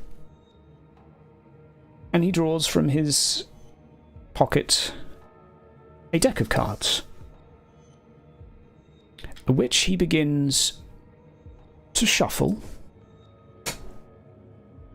and flick back and forth, back and forth. And he pauses, halfway between flicking one card from one hand to the other. The card pauses between the two hands, and he begins to speak. Keep you in suspenso for a moment.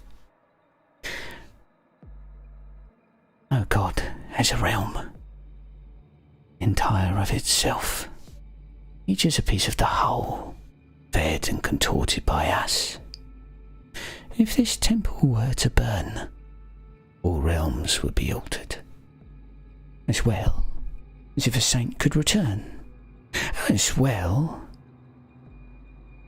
as if a saint did not, as well as if thine friend was flayed, although not as much, and worship has changed one and moved another, both together with the old world. Therefore, I tell thee that thou dost not know for whom the bell tolls, but it tolls for she. The card begins to move from one hand to the other again. Dietlev, I have to throw in that you cannot hear this. Yeah. As one might suspect. You suspect so. He deals 4 cards. All face up. All 2 rows. 2 columns. Side by side. The 4 of them together paint a picture of Shalia. In quarters. The lower left leg bleeding. Just as the painting were divided into quarters and placed on cards in front of you. Please. Pick a card. There's 4 of them. Just one? He nods very solemnly. What do they mean? All the other cards had people on them.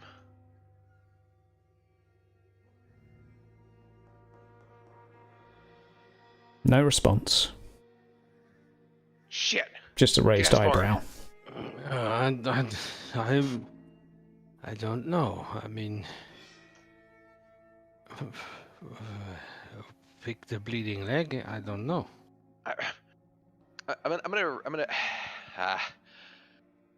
I'm gonna reach over. I'm gonna like grab him grab the fortune teller by the shirt if I can, and kind of give him a little shake, and say, "Listen here, tell us what these damn cards mean. Lives are in the line."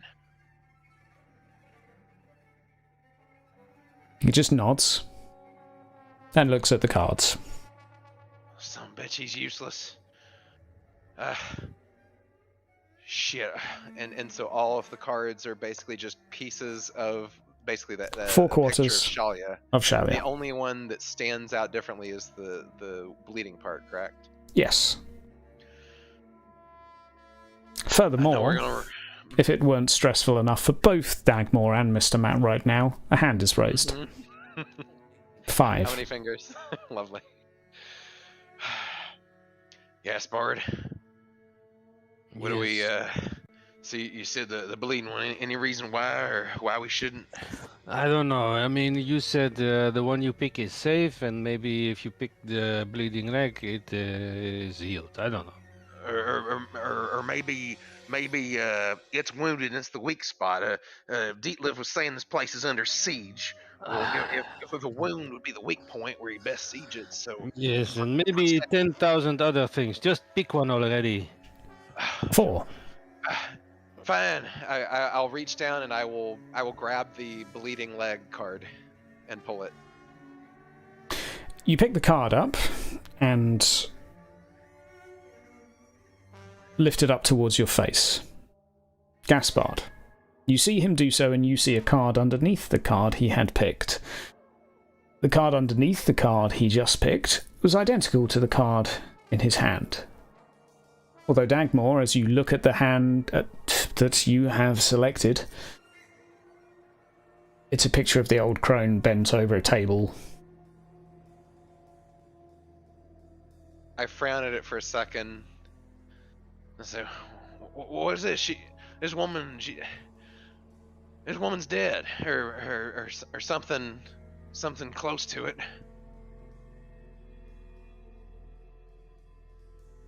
Please, pick a card. Sure, Dietliff. I was just going to say, as Sheepy, Yeah. I assume, because you said that Gaspard could see the card underneath, I assume Yes. if Dagmord looks, he can see it too? Yes. Yeah. Okay. Yeah, I did.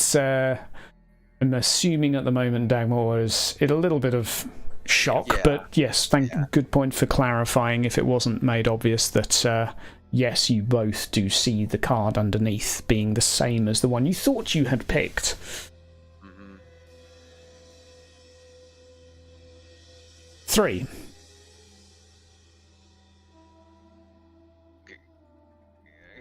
Gaspard, I think...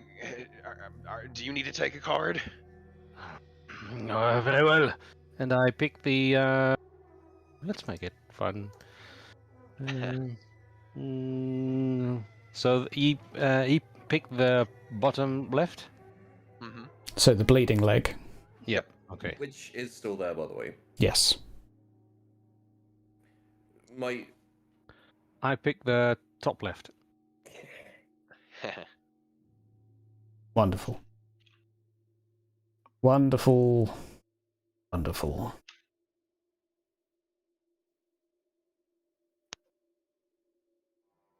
There is a sound that begins to echo through your ears. A familiar sound you had heard not too long ago. Dietliff. Magic. Almost like the root system is not a root at all, but a vein. And a rush of vitae, of life blood, is pushed through this, directed into the temple.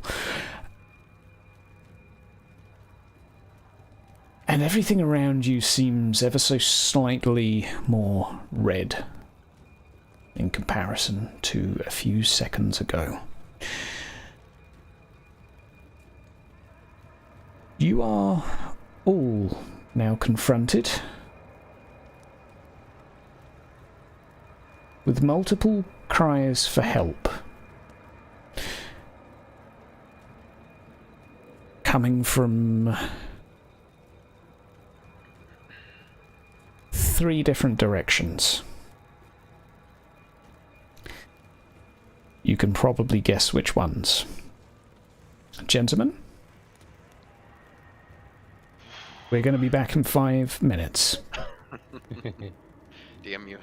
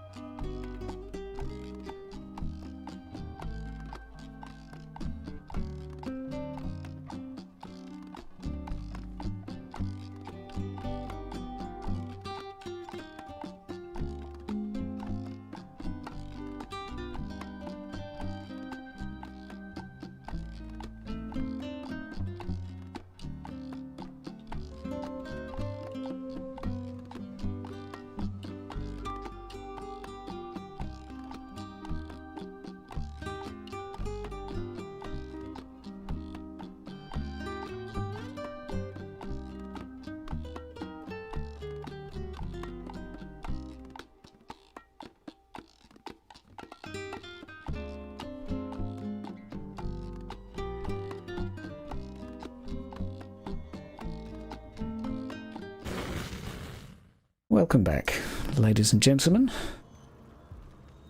to hell. Not on Earth, but on tabletop.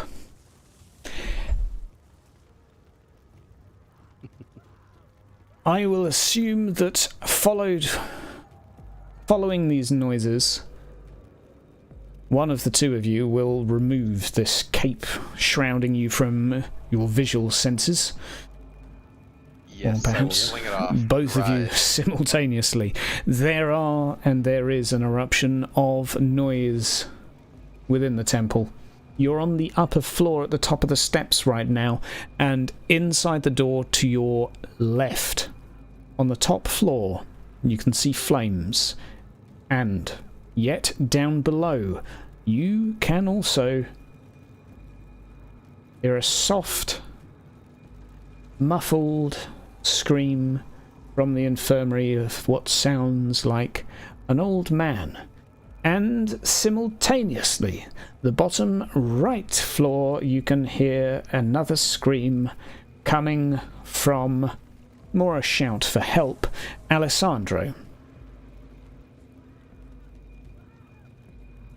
Okay, so Alessandro is the one, and do we know who the other two are?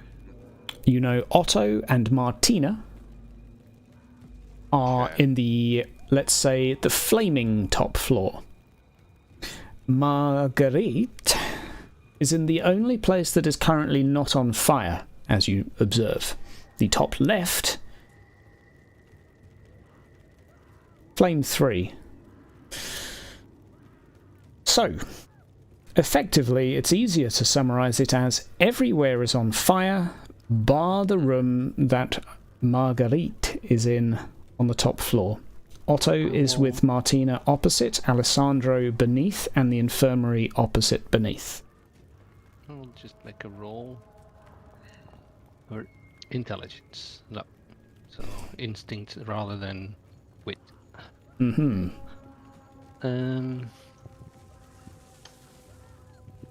Why don't we all split up? Everybody go get somebody. I'll go up to Otto and Martina. I think I hear them. They were up there cleaning, doing the holy water. Gaspard is already ahead of you, running towards the infirmary. Okay, yep, then I will go towards Otto and Martina's. And I'll shout over my shoulder, Dayla, get Alessandro. Very well. And I'm And I hauling ass. walk towards where Alessandro was. Who would like to go first? I'll go. I'm walking, so I was probably... I'll get there last. Walking there with your edgelord strut. I like it. What a dick. Dagmore, you were going for the southwest. Yeah, the southwest. Okay. We just have to bring up all of my demon maps. Internal monastery, southwest. You don't always need to go to hell. Sometimes Hell comes to you. hell come to you. As you step inside, there is something truly disturbing, Dagmore. Stood between Otto and Martina are two red devils, you would call them. A tailed, wiry, gangly figure with wide open horns on its head, reaching out in a twisted spiral. A large black blade held within their hands. As you arrive, each of them has seemingly taken a swing towards these two potential victims. And we're going to see, firstly, how their state is as you arrive, as they were screaming for help. So, should we do Otto first? Alright. He is, rather than doing opposed rolls, I'm just going to roll with the assumption the enemy will average -2, so it's basically difficult rolls all round. And okay, so one of the creatures currently has its blade just sliced through the leg of the clerk. It seems to have torn open a portion of his quad. but he is still standing and attempting to dive out of the way. We also turn to Martina, who will be making an attempt to get out of the way of an overhead swing. Oh, it will be a gash on the side of her hip. Dagmar, you have 2 people to try and save. Both of them are being attacked right now. What are you going to do? I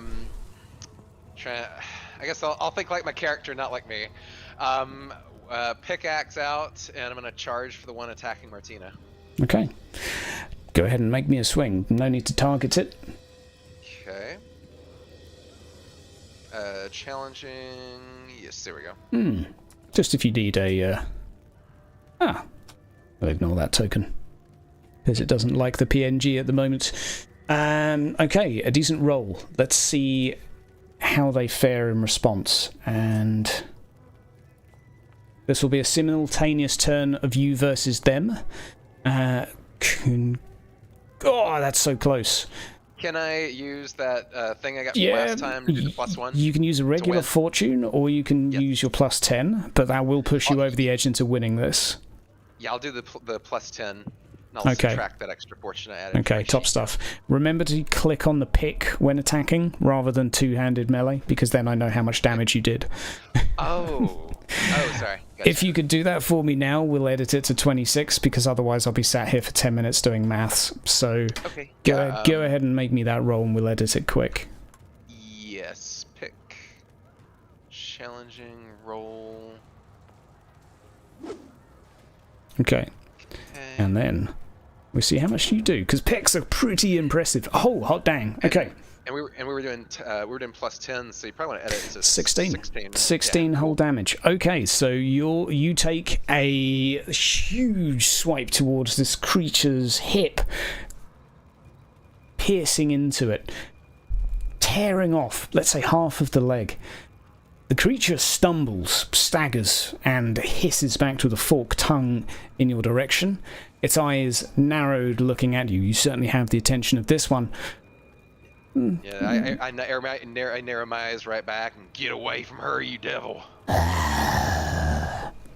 Dagmar, we're going to come back to you in a second. Who would like to be next? Sure. And you were saving. Well, you were off to the infirmary. Yep. Because the little girl is there. Yeah. Okay.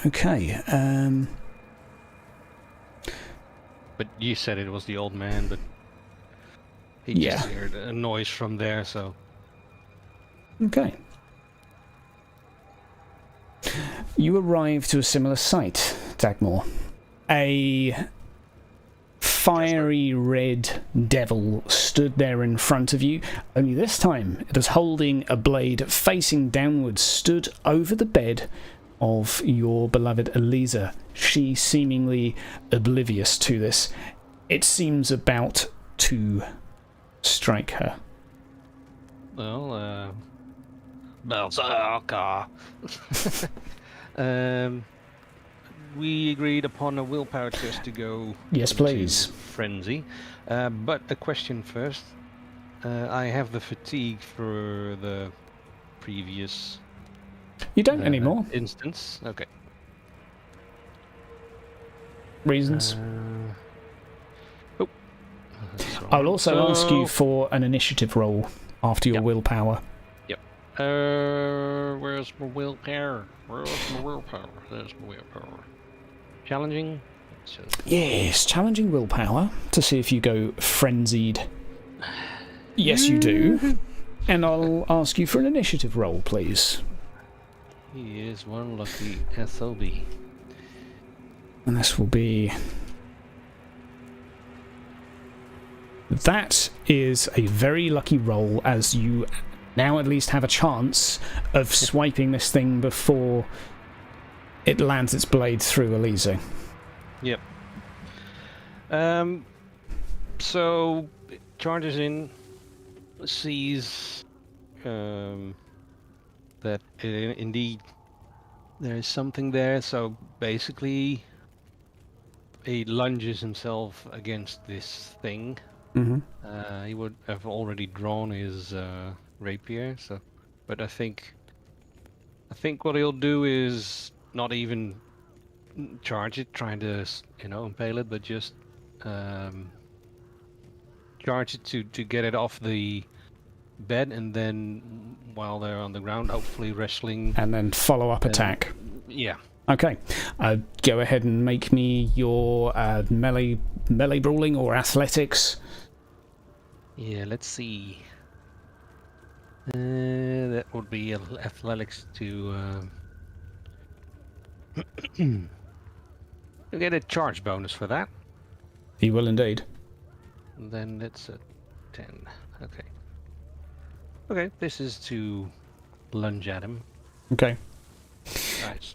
Now, in your Fail. particular circumstance, you are charging at someone who's not expecting it. So I'm going to give their opposed roll a fairly hefty penalty.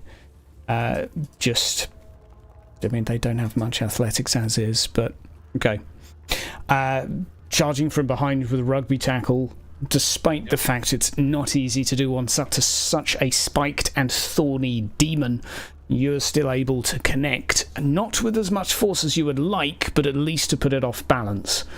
Yep. You may do your follow-up.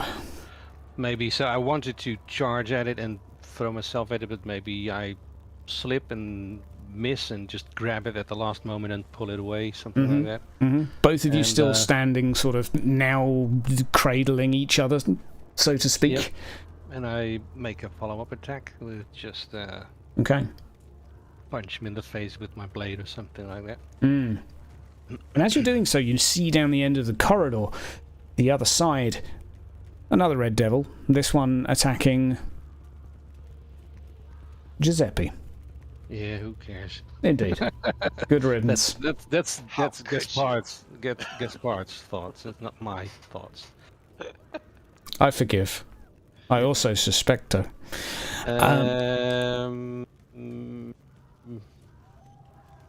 Yeah, I'm going to use a fortune point because situation is the girl. So Okay. And this will be an opposed sort of brawl. that's exactly the same. Okay. Really. Okay.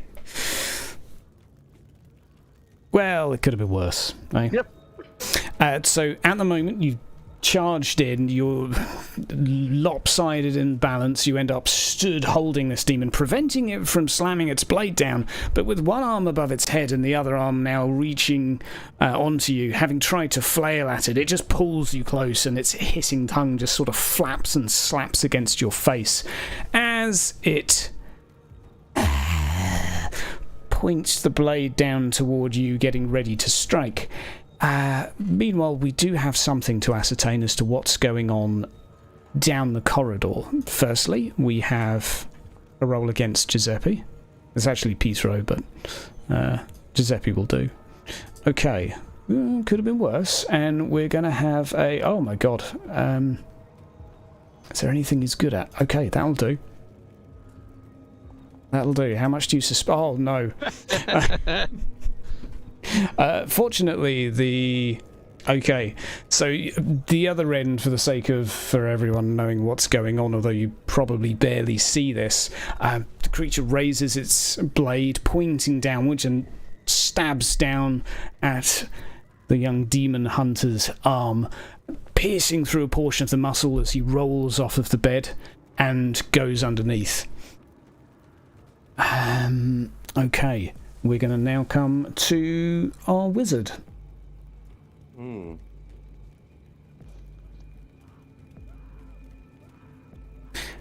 I believe was walking towards Alessandro, is that correct? Or somewhere of his own choosing, for that matter. I am walking towards Alessandro, or the direction Okay. from where I heard the noise. Down the stairs to the sleeping quarter where the burnt beds were earlier, effectively, is where you are off to. As I go, Yep. because this feels actually reasonably important, and given the lost situation Dietler found himself in, He's actually going to try and channel a spell. Okay, Mundane Aura. let's do it. There's loads of magic around you right now. You can have plus 20 to your channeling roll. And I would say, given that you're walking, you can have 2 channeling rolls. So I'm not 100% sure how to do this. So if you go to magic channeling, it will be in your skills. That's probably just the easiest way to do it for now. So it'll be in the right-hand column. Channeling? You can actually just click on the spell name and then click the word channeling, which also does it. Challenging and modifier 20. That'll do.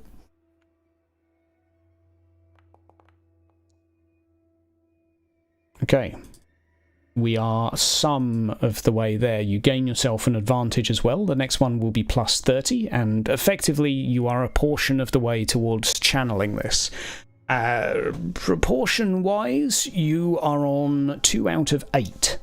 So the next roll will be against 70. So it's very possible you'll pull it off before you get there, or it might need a couple of extra dice to push it.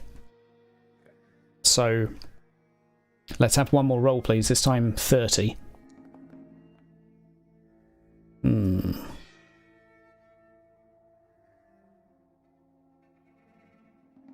If it's taking me longer than Yes.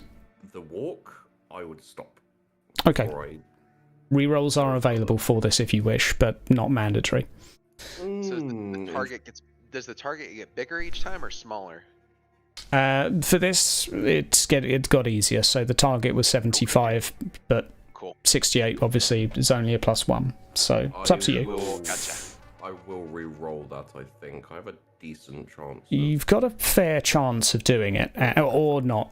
Or I would allow a corruption reroll, which is basically to say I give you a corruption point and you Get another reroll. get another reroll. It is an option. sure. Just because this seems like a stressful moment and a very difficult task for you. Dark deal. Dark deal. Better. 5, 6, 7. Okay. That'll be close enough. Close enough. Let us not obsess over 1 SL for the sake of casting this spell. It takes you 10 seconds of walking down the stairs while shouting and chanting this, to the point you arrive at a room to see Alessandro being set upon by a demon. A red, fiery devil, wiry, wrangly figure, the same as the others, swiping a blade toward him.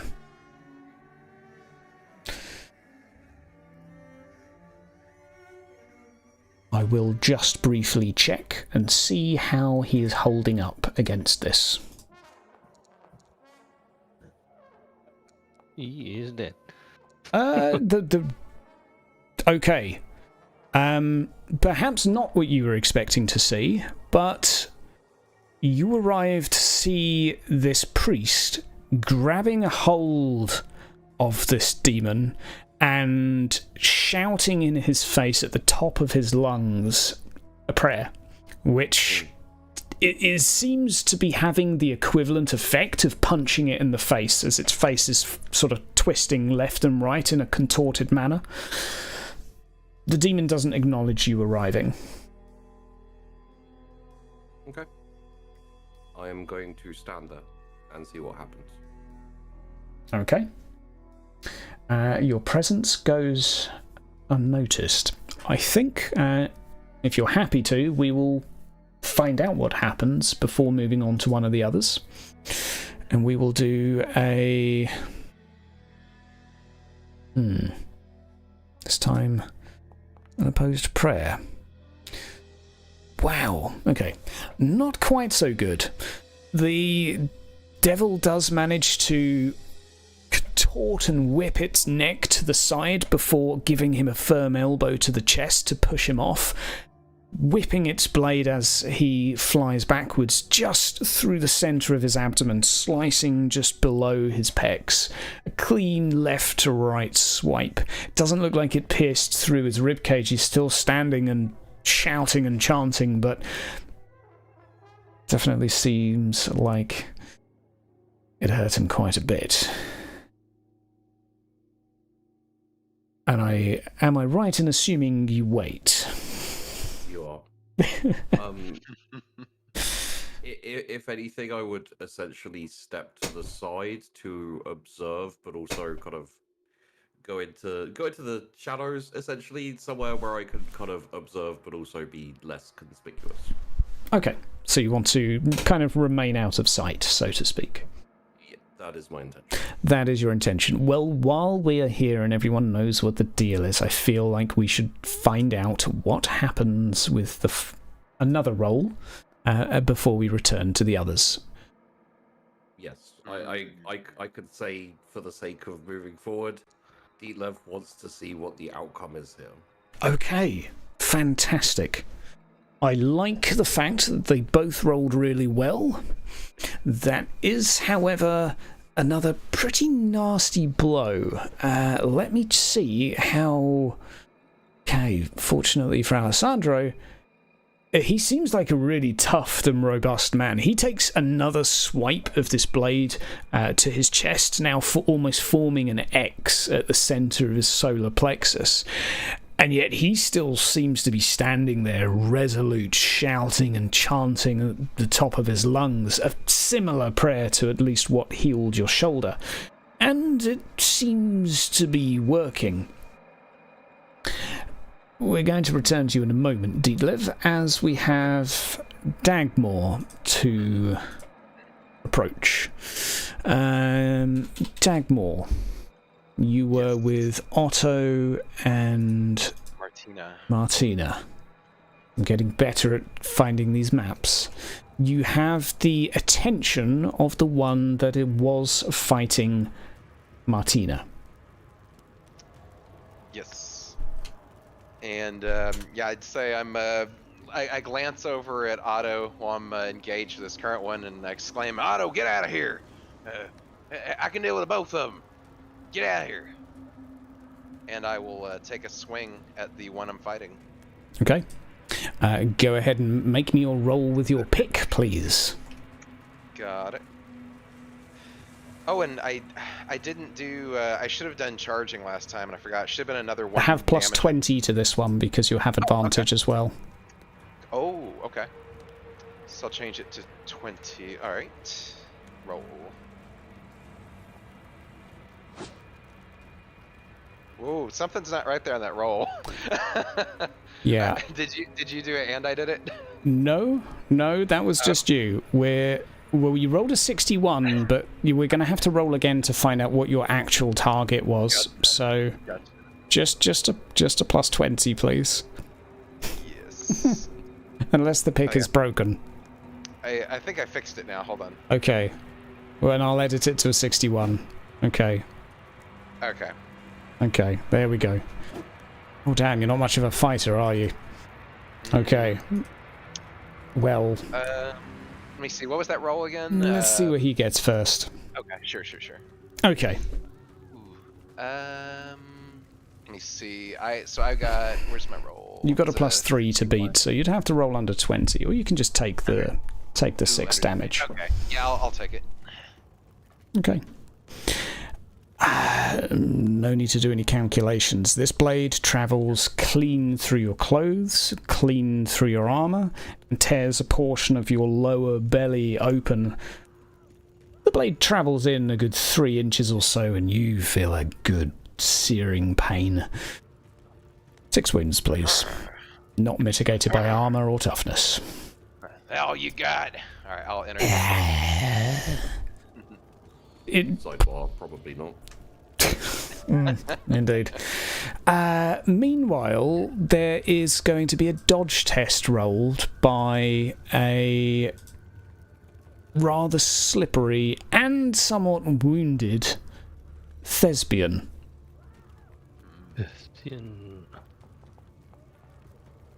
Okay. Let us see how he does against a Hellblade. Okay. Somehow, he manages to, with both of his elbows bent up, hands at his head like a fleeing damsel in distress, at least one in theatre. He swerves to the side, the blade narrowly missing him, as then he begins to canter down the stairs. That does leave Martina, who started her rolls with a natural 6, to do the same. They both leave. Martina pausing for just a brief moment to look at you as if to say, "Are you sure?" Then noticing they're demons and fleeing without waiting for a response. Keep moving. Dagmar, you are now outnumbered 2-1. You have no advantage, and we will see how you do. Okay. What will you do first? I've gotten them out. I remember the demon hunter's warning, and I remember that I'm outnumbered, so I'd like to try to flee. Okay. You will have to... We have a problem with that. You do not have advantage currently. Ooh. But...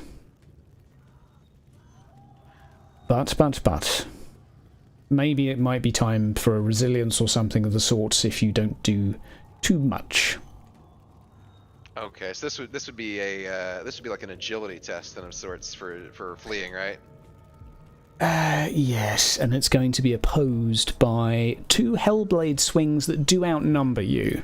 So I'm only setting expectations that getting past them, they're rolling at +20 and their target's 75. So you're feeling lucky. You may have to fate your way out of it.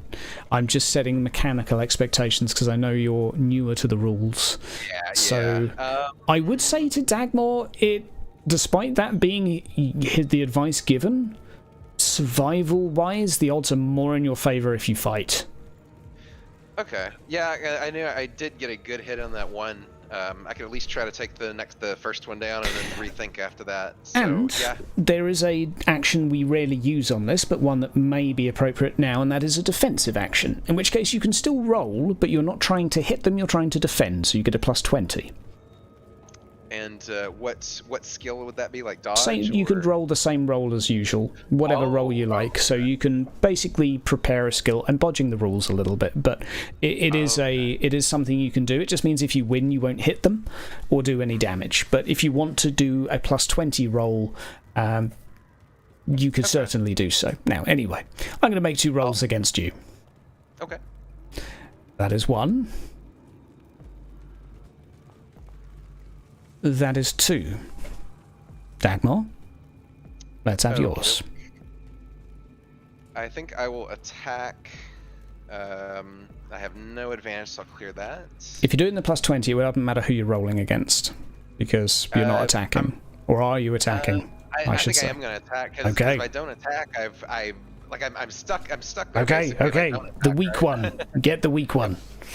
Yes. Challenging role plays. Okay. +3 to beat. It's doable. That's not too bad. You can add a success. You can add a success to make it +3. Currently, you're only getting hit by one of them. That's the good news. Okay. And what would the mathematical difference be if I did a +1 on that? So, if you want to win this test, you can use a fortune, and you can use your little bonus of +10. I already used that. Okay. Then you lose. Then there's no point. You could use a reroll and try to beat 30. It's not very likely to happen. Or you could simply just take a hit from one of them, which is what's currently happening. I'll take the hit from 1. You're taking the hit from 1. Please minus another 11 wounds. That's probably going to put me under 0. Yeah, that put me at -2. -2. I typed in -2 and it put it at 7. No worries. Would you be a darling and click on the crit arm for me, please? Yes. a damaged artery. That is bad. It's not a good one.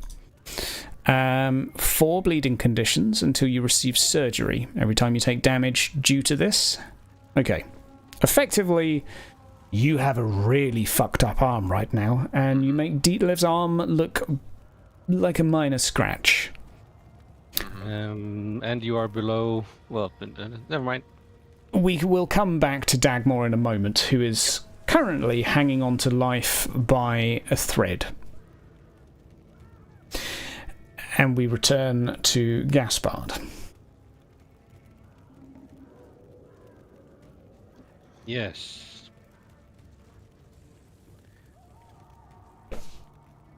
Gaspard?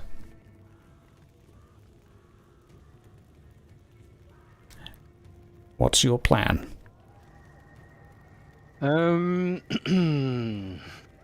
you want to do like mechanical things, like I have distract as a skill, or You can do whatever you like. make some stuff up? You can do whatever shit you like.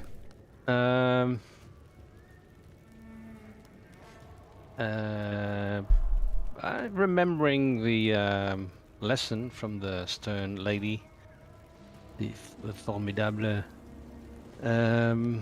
It tries to do like a feint kind of thing to gain advantage, and then with his next attack, just use that advantage to strike at a weak spot. Make your roll for me, Maybe, please. You know, throw a pillow at him or something like that. Okay, I like it. There's plenty of objects around. There's pillows, there's the chest, there's bits on the bedside, the stools. Just a quick question. Is Fire there away. still a bucket with holy water somewhere? Mm-hmm. Then for now I'm assuming that it's not within reach, and then that he will try to position himself near it with if this all succeeds. Okay. Okay. So start with whatever you want to start with. What would that be? Like distracting. Could be a dex, it could be an athletics, it could just go be... with athletics. Okay.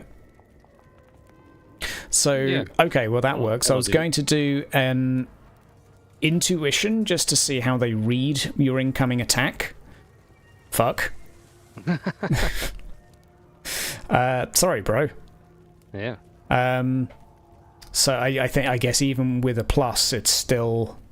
Yeah. So effectively, you go to reach something and throw it, and it's just reading you and kind of like moves with you as if you go. It's also going to pick something up, and then just moves to dodge. Yeah. You have your follow up to do still. Or have you tested for frenzy? Oh no, you are frenzy. Just ignore me and do Bretonian things. Fuck you, demon. Okay. Well, that might work. And this will be a separate opposed roll to see... Okay, that's a bit better. There you go. There we go, that's a bit better. Alright, so you lunge... Everyone's attacking people in the legs today.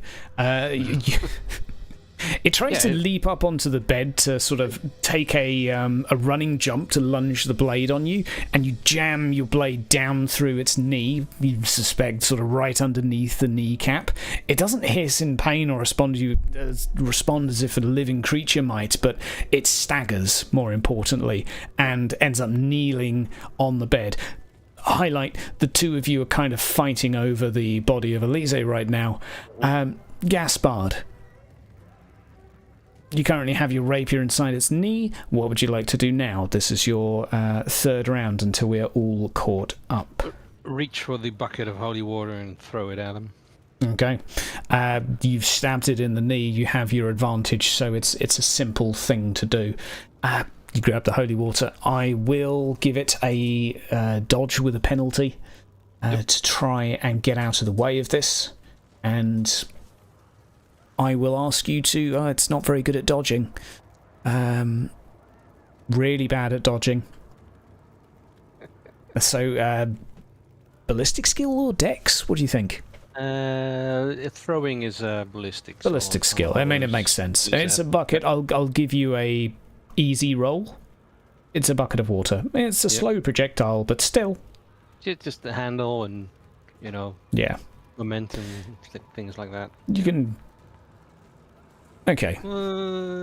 You don't get it with as much fluid as you would like. Well, this is a narrative thing I want to really... Yeah, Fair enough. Okay. You land the majority of this bucket right over the demon from head right the way down to a sort of mid-torso. Most of the water seems to cling to it. It doesn't bounce off like you would expect, and it hisses as if it's been burned by an acid. It doesn't scream in pain, but it does almost crumble in front of you. Like the creature itself is being set aflame, only the flames are going inwards, not outwards. The creature almost seems to be collapsing in on itself. Now, there is one other thing we have to ascertain here, and that is what is happening down the corridor. Currently, we have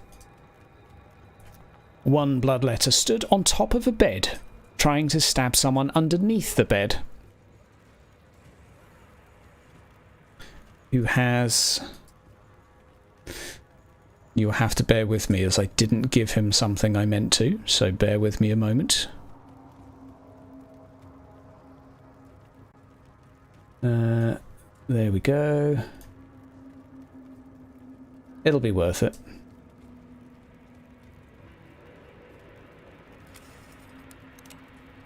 Okay.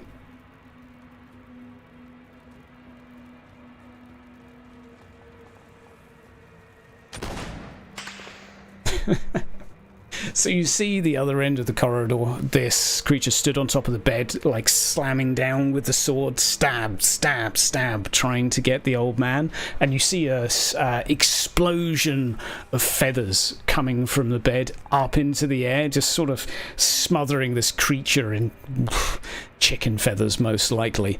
It flusters and flounders and swipes him to the side for a second and then continues its lunging. It was definitely not hit. But is thoroughly pissed off. We have one more roll to make just to see if it does manage to kill itself, a demon hunter. And we have one final... Oh, good lord. What's he going to do? What's he going to do? Ride horse. There we go.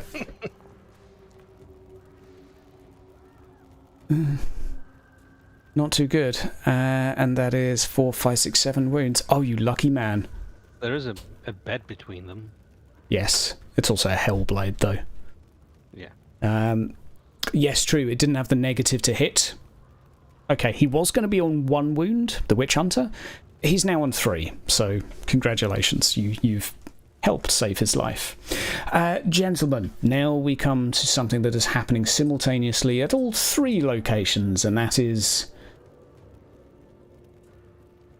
Again, the ringing of a bell.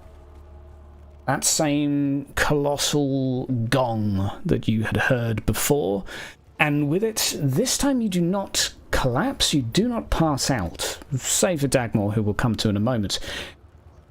But with this, the demons pass out, if a demon can, collapsing to the floor before being set ablaze, turning to ash and then dissolving into the ground. The fire recedes in your surroundings and all is quiet. Quiet save for one thing. Dagmar.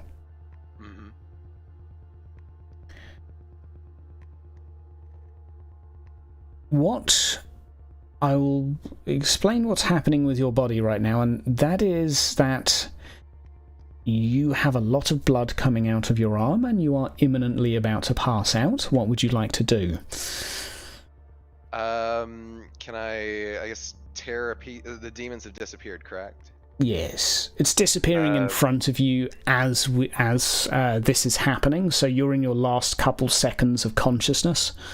Yeah, I'll clutch at my arm, stagger to the bed, I guess yank a pillow casing off and try to tie it around the wound. And try You to will stop have to bleeding? use a resolve to do this. I'll do it. -1 resolve, please.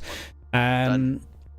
And then I will say that fortunately for you, Martina and Otto that had ran away and, well, you're probably wondering, what was Marguerite doing this entire time in this 15 to 20 seconds?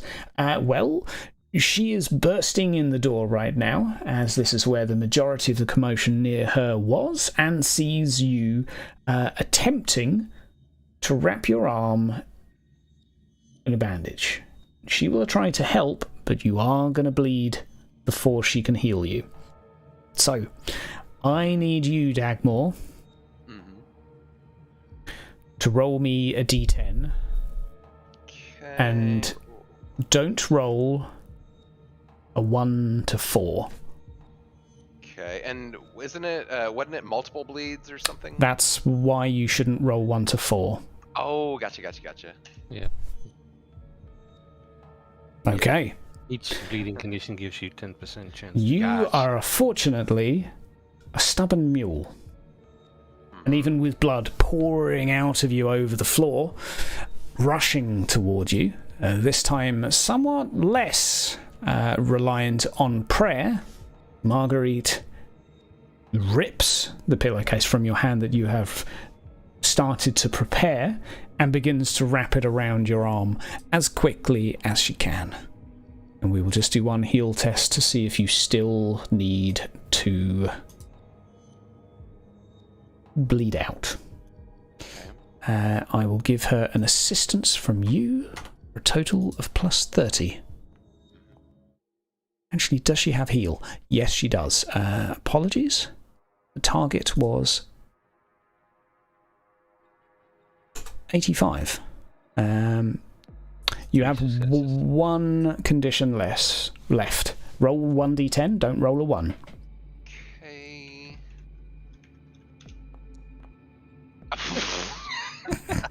I said don't roll a 1. Seems about right. Yeah, seems about right. Can you use a fortune for this? That's the question, isn't it? It's a fate point, I think. Technically, it's not a test, so it can't be re-rolled, technically. So, unfortunately, it is a fate point. Yeah. Okay, I will subtract 1 fate. Here we go.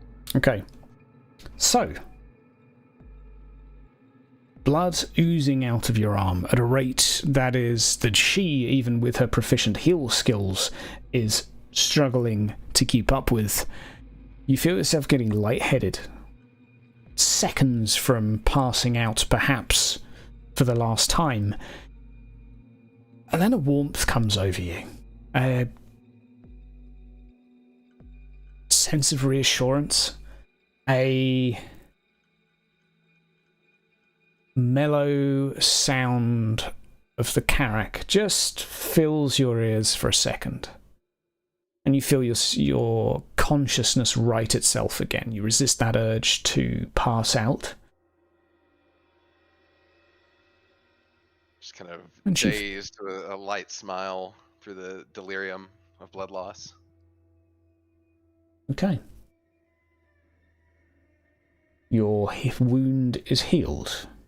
The temple is deathly quiet. And for a second, people are frantically rushing around. You can hear cries of concern. Dietlef Alessandra goes to leave the room and is surprised to see you there. How's he doing? He's moving in a manner of a man that perhaps has seen worse. Or seen worse. He seems to be stomaching this, pardon the pun, remarkably well. Dietlef, you are safe. Alessandro? So are you. I've been a bit. This hurts. You survived? Yes. Is everyone okay? Unlikely.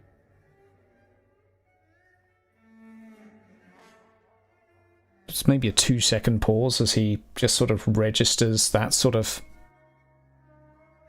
how human are you sort of thought before he sort of then just rushes off to see if anyone's okay. Be careful with your wounds. There is no response. Yeah, and I'll follow. Well, head back out. Yeah, he would check on the infirmary first, meet with Dagmore, who would still be there. Or Gaspard? Gaspard. I'm drawing a blank on your name today, I'm sorry, man. I've got a mental block. Yeah. Changeable, whatever. Gaspard, yeah. Is everyone okay? Gaspard is checking in on the elderly fellow. Zooey Chantel. He sort of puts his hand out from the bed and pulls himself out slowly. He has a gash in his arm and one in his side, but he is alive. Demone. Fakuro. Fuck him. Makes like the up yours gesture to the ground. Yes, oh, cool. Indeed. He gets back into his bed, mumbling to himself. Fakuro demone. Putain de merde. Fucking demons indeed. And he goes to see about the others. As you go to leave, he just shouts one final thing at you. Tempolo. Bambino. Bambino Tempolo. Child in the temple.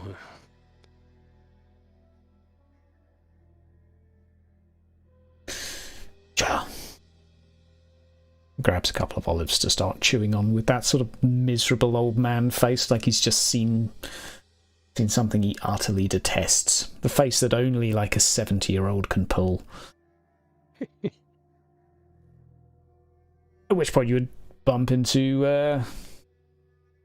Detlef. I'm going to have gone to the courtyard bit Oh, okay. where we were. Yes. I'm going to be inspecting the point where they were sitting. Yep. With the weird man. Okay. And B, inspect the crack that the wind was coming through. The spot where they were sitting has no fortune teller sat there. No cards to be seen. There is, however, a trace of magic there. There is, like someone had recently punched a bag of flour. It still fills the air. A light, bluish hue to it. Visibly in the sky, that reddish force that was being pushed or pulled down into this temple is still faintly visible, but is markedly diminished, and seems to be, as you see it flowing, barely detectable in movement, but still present. Still gradually filling up the temple, one might suspect.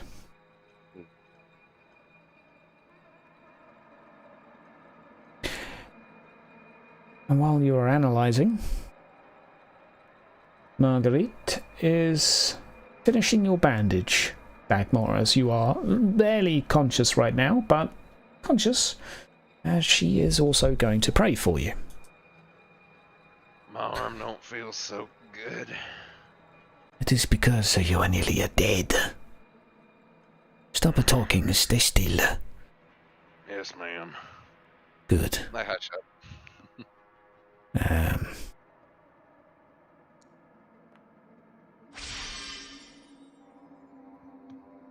Okay. You can have another 4 health back. Oh, so from 0 to 4? Yeah. You're basically fine. Great. If a quarter health was fine. You do feel her touch, though, as she places her hand on the wound. Feel like you've just had a strong ale. You feel that sort of hearty warmth invigorate you a little bit, but you are a long way from feeling fine, my stubby friend. Thank you, ma'am. See, thank you. You have, Otto said you had saved him. It weren't nothing. I hate to ask, but could you maybe help me get to my friends? You will be okay walking on your own. Right. You being a good sort of yard shorter than her, she is, well, firstly going to just interrupt the music that's a little too creepy for this. And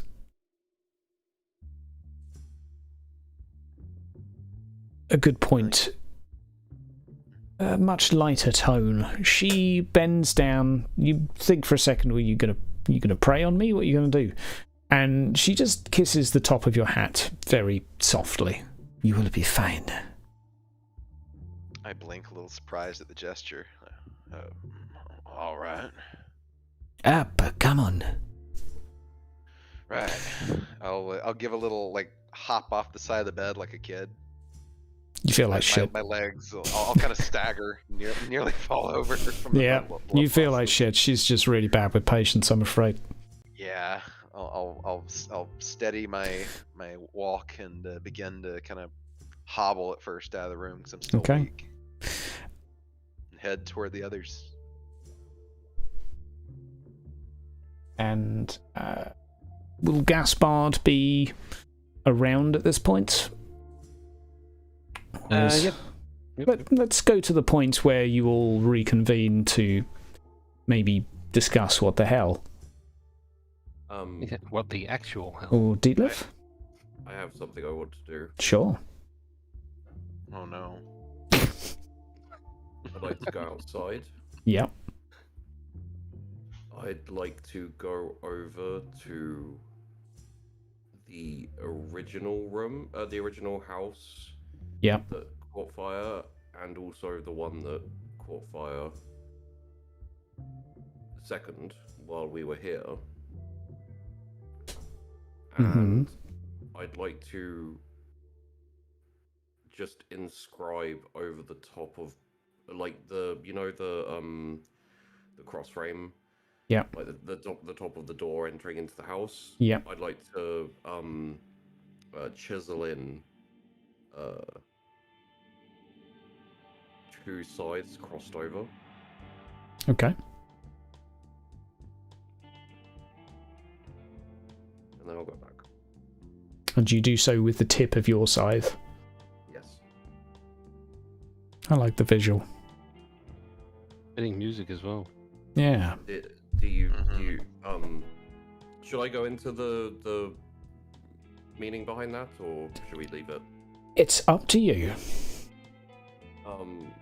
For Amethyst wizards, a pair of crossed scythes over things, essentially warn of like evil within, sometimes slumbering. Yes. Yes. Right. And the 3 of you will have opportunity to reconvene. One thing as you return, Detlef, from going outside toward the temple.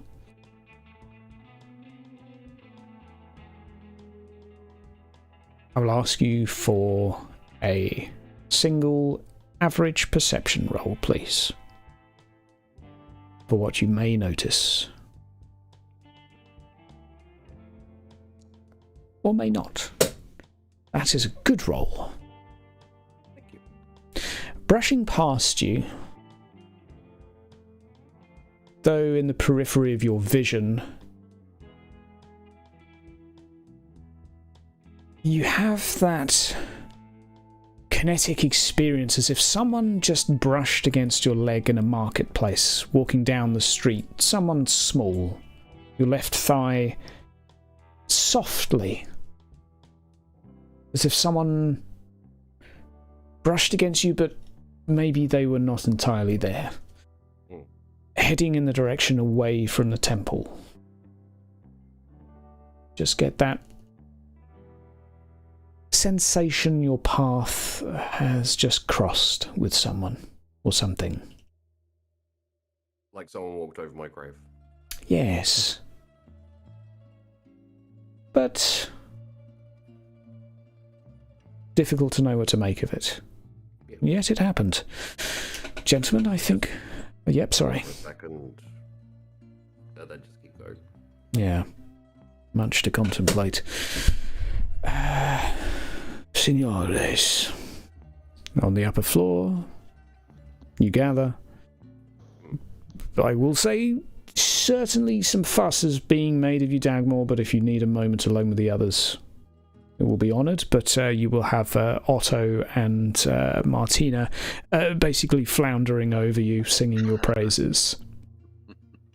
He was magnificent. You should have seen him, a born warrior. I just did what any Dowie would have done. Nonsense, I have heard the tales of Sigmar. You, sir, are a hero. I don't know what to say. I thank you, I suppose. Are y'all all right? I am fine. Any casualties? Well, the old man took a hit, but he's fine. What about Alessandro and Elisa and what about them two? I caught a demon standing over Elisa, just ready to strike. But I vanquished him quickly. And then the bell rang again. And the old man started talking about the bebe in the temple again. I didn't even notice the bell. I was a bit hurt, but I visibly take a deep breath and then exhale. I look very relieved on my face, and actually, despite my incredibly pained expression, I have a significant smile. Everybody made it. That damn fortune-telling son of a bitch. I stuck it to him, didn't we? Didn't we?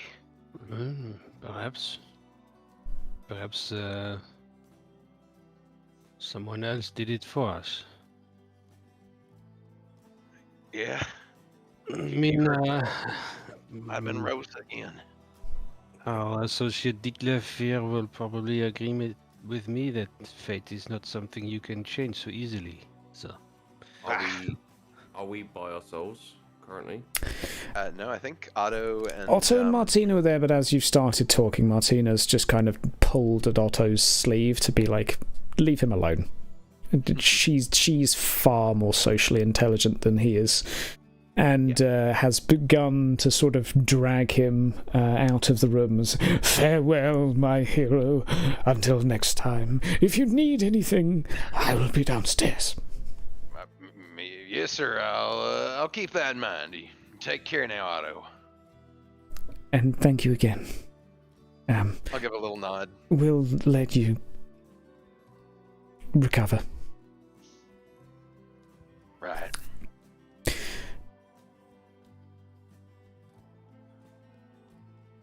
So, I wouldn't celebrate too soon. What? Well, we all went off to our individual places, and I went to see to the priest, and I did nothing. He wasn't attacked? He was. Got quite close to dying. Well, maybe. What do you mean you did nothing? I mean, I stood there and waited to see what would happen, to see how it would play out. I kind of lurch forward for a second, like I'm gonna come at you, but then I grab at my arm and I fall back again on the bed and just kind of wince. Damn wizard son of a bitch. Devil's wrong with you. It is just the way those people are. I mean, you heard them before with you choose the young fellow or the old fellow. It is like I said, you cannot change fate that easily. Words are words, though, right? I mean, this is action. That's dirty, Dietlev. That's real Well, dirty. what we now know, because of my dirty action, or inaction, is they were not fated to die. Otherwise, he would be dead. But what did he do? He fought it, and quite well. So, is there some other conclusion we can draw from that? You don't think if he hadn't fought, the thing would have killed him? I am thinking that there are 5 people here, and one of them is causing this. Perhaps from this side, or one person is stuck at the other page and is causing it. And if it's a person from this side, then whoever was attacked is not that person. First off, could you please tell me what happened under the sheet? Well, there were 4 cards. They made up that painting in the courtyard. And it was... each card was a quarter. And one part was a bleeding leg. And Dagmar chose the bleeding leg. And then the card changed into... Well, I think you saw what it changed into. Isabella, the old woman who we got done in by that damn bloodhound. And Interesting. then the fortune teller, she kept counting. So I draw another card. I don't remember which one. It's like my choice didn't matter. And then all hell broke loose. Literally. And a large section of the temple was infested with creatures. Everywhere was beset by creatures except the formidable woman with the scar, I believe. Which section was she located in of the temple?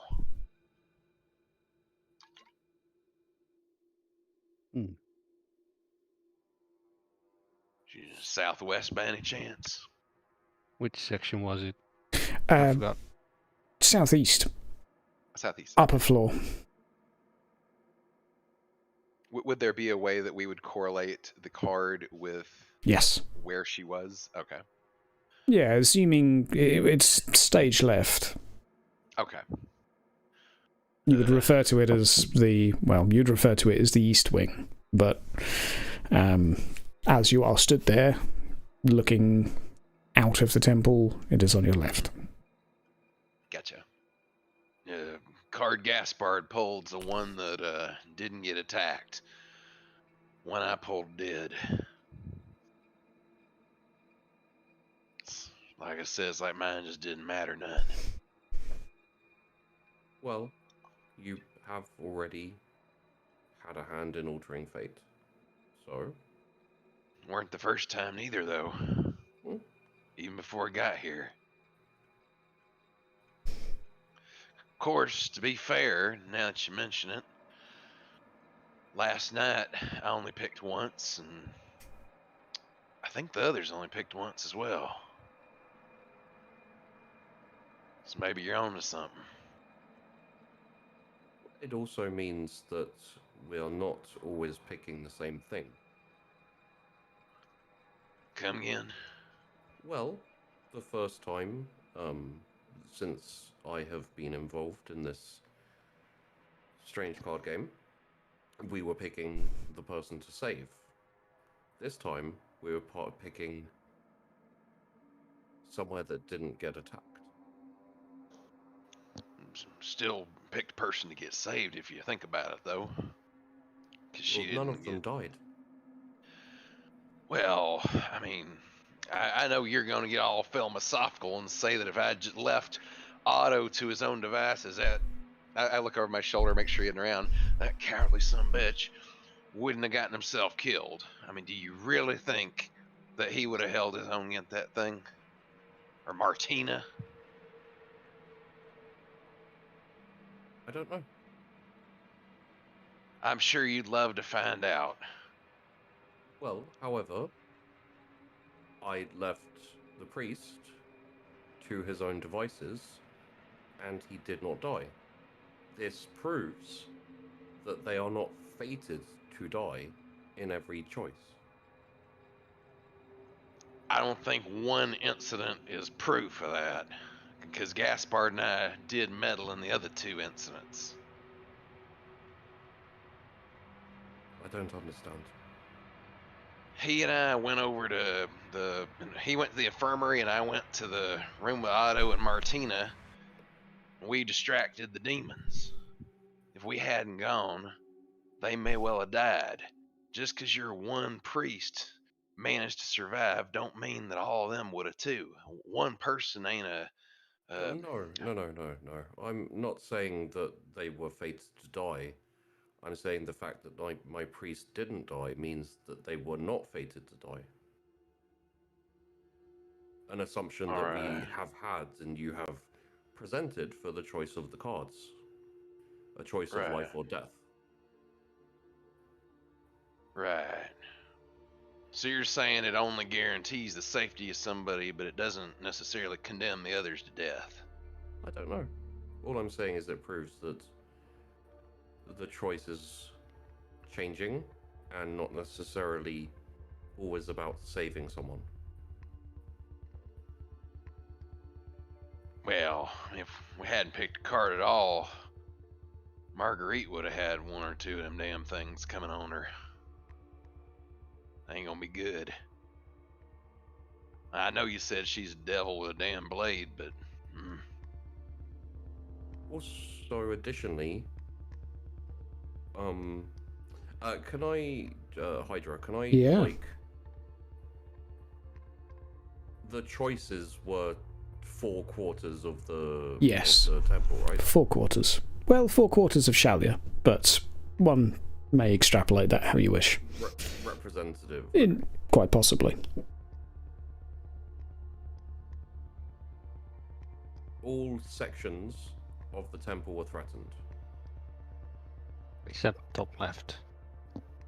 Well, no, it was still threatened. You merely picked the card, which meant that it wasn't... All 4 were on the menu. Let us call it vulnerable. Oh, yeah. Therefore, everyone was threatened, correct? Right. It lowers the chances of it being anyone in the temple at the very least. And does lend some weight to the possibility of Rosa being the culprit or the instigator of the problems this temple is currently facing. You're saying that since if and we weren't doing this this here card game, then anybody anywhere in the temple would be putting themselves at risk dabbling in this devilry. Is that what you're saying?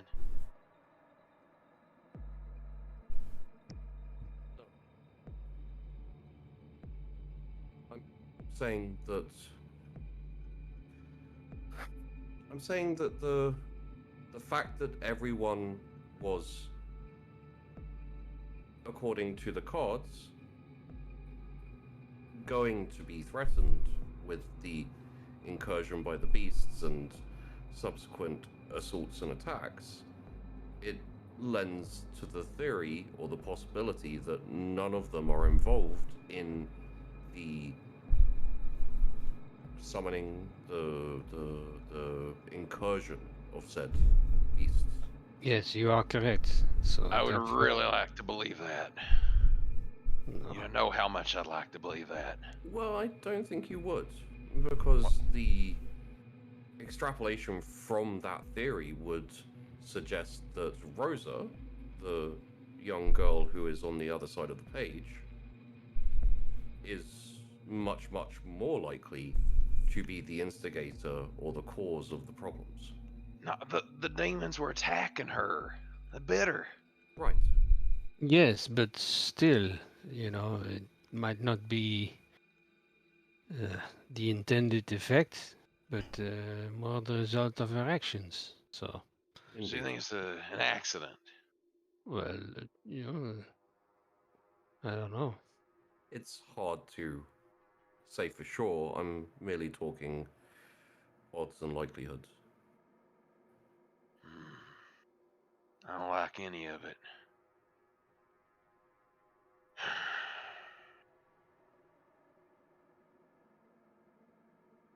I am just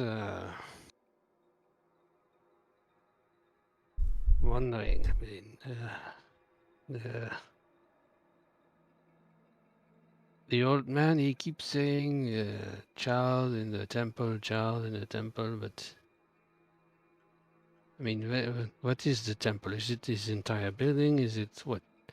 And where is the child? And do we need to perform some kind of ritual to get her back, or close the door? Or, That sounds like a Giuseppe question. he just keeps saying the same thing. And maybe we should ask one of the priests. Or maybe they have like a library here, or I don't know. I mean, if you think it's not going to get us any deep water, though, I imagine at this point, after what just happened, they'll probably be keen to listen to us. They might not have before.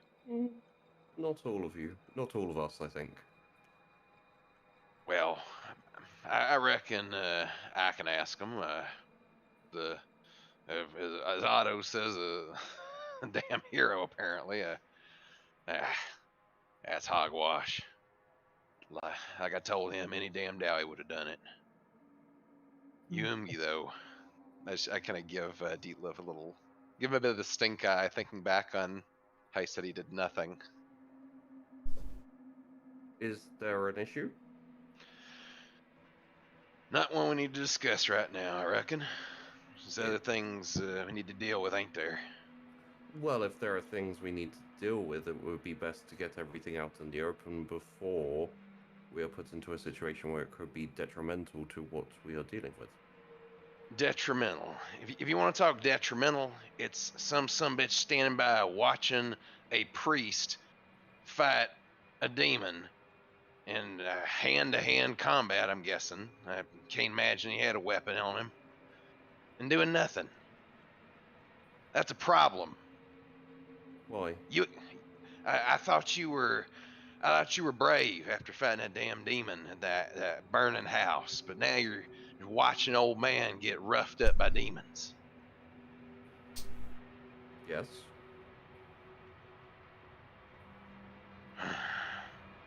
I just shake my head and look down. I am an apprentice in the Amethyst Order. When I join, I take certain vows because of all of the schools of wizardry, it is the most dangerous. Mm-hmm. the temptation to sustain life past its natural end is large. The ability to not only extract someone's life, but also their soul to sustain yourself or others is very dangerous. We have to respect death and the inevitability of said death. If someone is fated to die, I'm not going to stop that. Yes, but you in this assume that you are outside of the fate, that you are not part of it. I assume nothing. Yes, you do, because by not acting, you assume that, you know, fate plays on without you. But what if fate put you there to act and you did not? Or what if indeed fate put you there to not act? Yeah, why not raise your voice and say, "Hey, demon, come get me," and have yes. it attack you and kill you? Because if you up and die, then you ain't interfering, you ain't stopping fate from killing you, because you're dying by it, right? That is why all this is just academic bullshit to me. I mean, Agreed. it's the things that the questing knights relish in. I mean, I'll agree with you when it comes to not doing damn necromancy and bullshit like that, but if somebody's in danger, you just help them out. Now, if you're stealing life and putting it in people and weird and shit like that, I can see it's being squeamish, but man's getting attacked by and stabbed by a damn demon. That you ain't must that ain't act. natural death. You must act according to your own, well, your own wishes, your own motives, but don't give me that fate. It's their fate to die, or it's definitely fate not to die, and I won't intervene. But because if you say I won't intervene, you assume that you are not part of fate, because maybe it is fate that you do intervene, or maybe it is fate that you do not intervene, but you are part of it. So it does not. It does not matter. It does not rely on fate whether you act or do not act. I mean, if you act, it was apparently fate for you to act, and it was not their time to die because you were there to not let them die. So it is a circle logic, and it is exactly why I left Bretonia, because all of them nincompoop knights think like that. So, I understand what you're saying. However, you misunderstand my intentions. Fate is unimportant. Death is. Death is an aspect of fate. I respect death. And I will not be tempted to extend someone's life. Yes, Or, well, you can say it however you want. You're still a religious nut, just like the other ones. It's just a different kind of religion. Fanatic. Now, however, that is not the reason, not entirely the reason, why I did not save or intervene. Go I could on. have, and I wondered whether I should, to save the priest's life or to assist in saving the priest's life.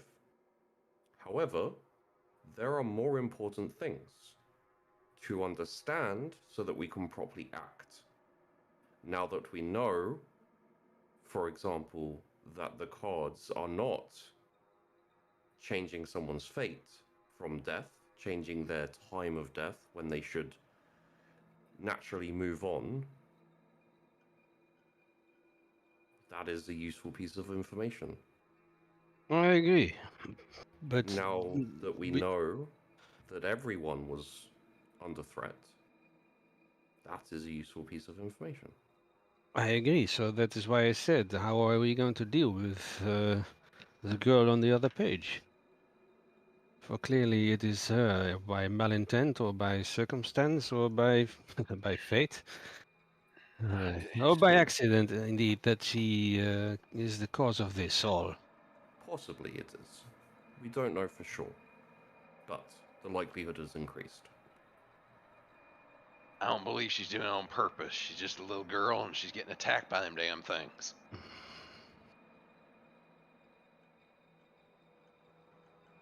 I think I will have a whatever word with the priests. I will agree with y'all that it is looking more likely that she is directly involved, let's say. But I ain't gonna blame her for, say she's doing this of her own volition. I think we must also ascertain what exactly the people were doing at the moment that this happened. Maybe it is something they do that triggers it. Like a ritual or something. I don't know, a prayer, something. Can I ask something again? Go ahead. Who is that man with the cards? I'll reach in my bag, kind of a little bit of a weak hand still from the blood loss, and I'll pull out the journal of the fortune teller. He used to be a priest of Moor, and I will actually toss the book over to Dietlev, but it'll be a flub toss because I'm so weak right now. It'll hit the floor with a little loud slap. So take a gander in there. That's his journal. Got it at the Ditmar Inn. Used to be a priest of Moor, turned fortune teller, and if you believe what the Ditmar feller says, he died and he's some kind of spirit, but I don't know. I don't know. Well, And I motion to the book. Hydra, Yeah. would assume, Mm-hmm. being from the Amethyst Order, I would have a decent knowledge of more. Yes. Yes. Yeah, maybe some of the intricacies of the religious aspect, not so much, but you would be very familiar with more. I mean, anyone in the world would be very familiar with more, but you certainly more than average, but not as much as a scholar of more. Yeah.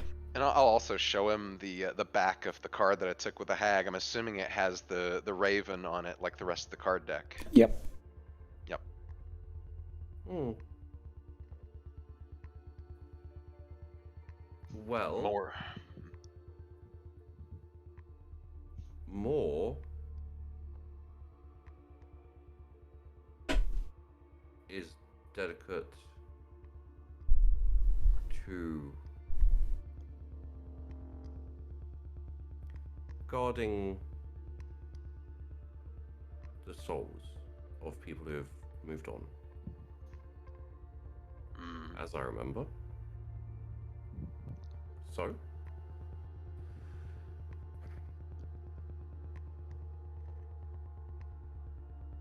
and also from those who abuse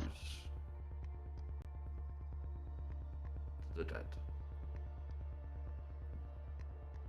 Yes. You have those black knights, I heard. Hmm.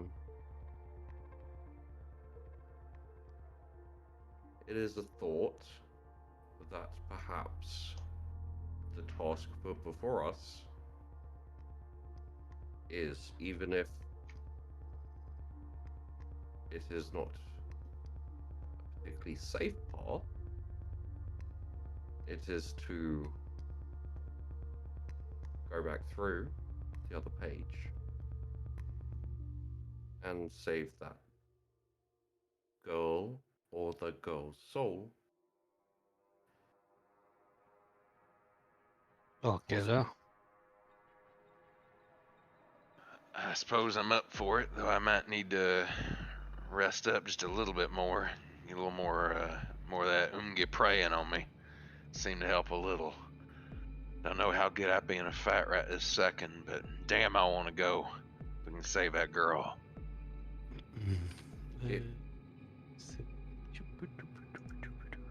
It would be important to use stealth and deception more than force. Those are my specialties, I say with a sarcastic smirk.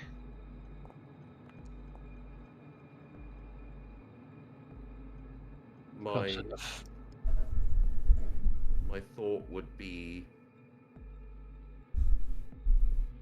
pick one of the. Are there any more houses out there that haven't been burned? Yes, 2 more. Martina's house. Yeah. Martina's house and another.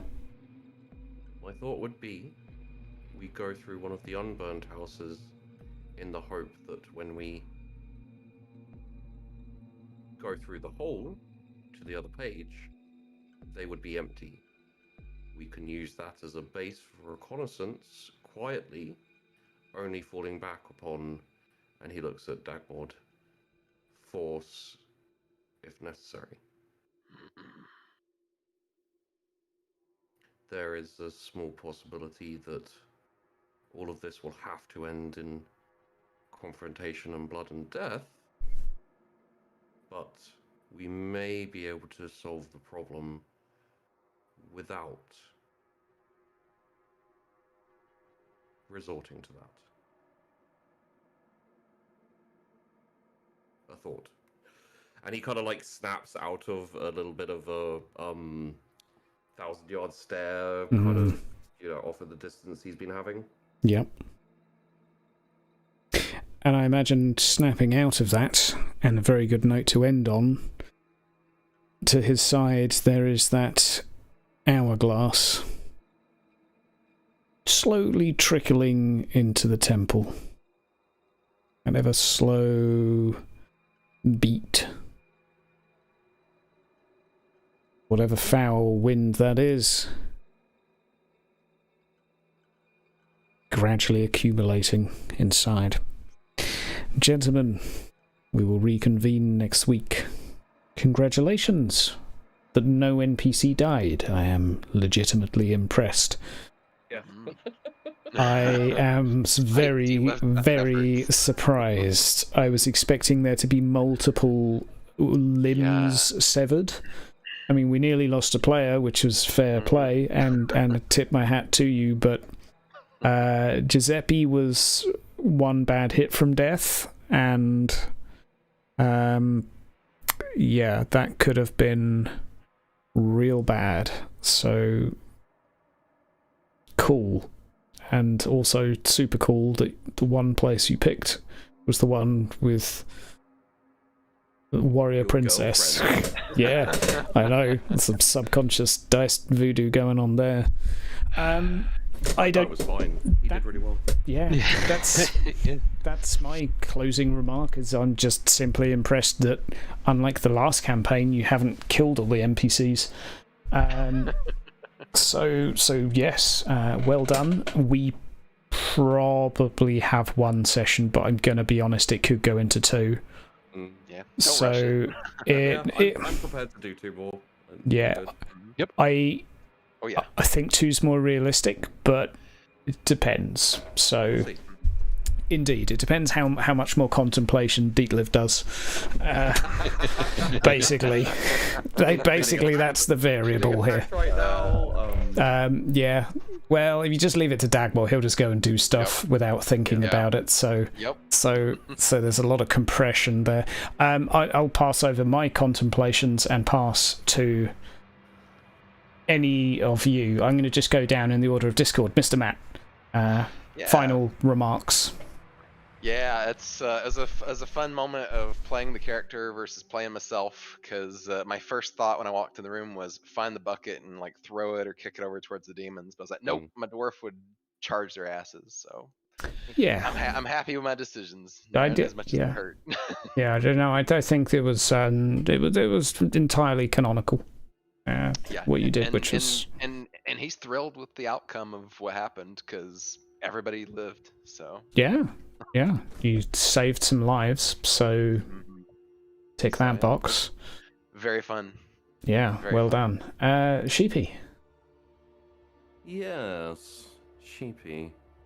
Dietlev has been acting under the assumption that it's essentially it's difficult to use the word fate because it can be confusing, but essentially Destined could be, maybe. Yeah, it's their destined time to die. Mm.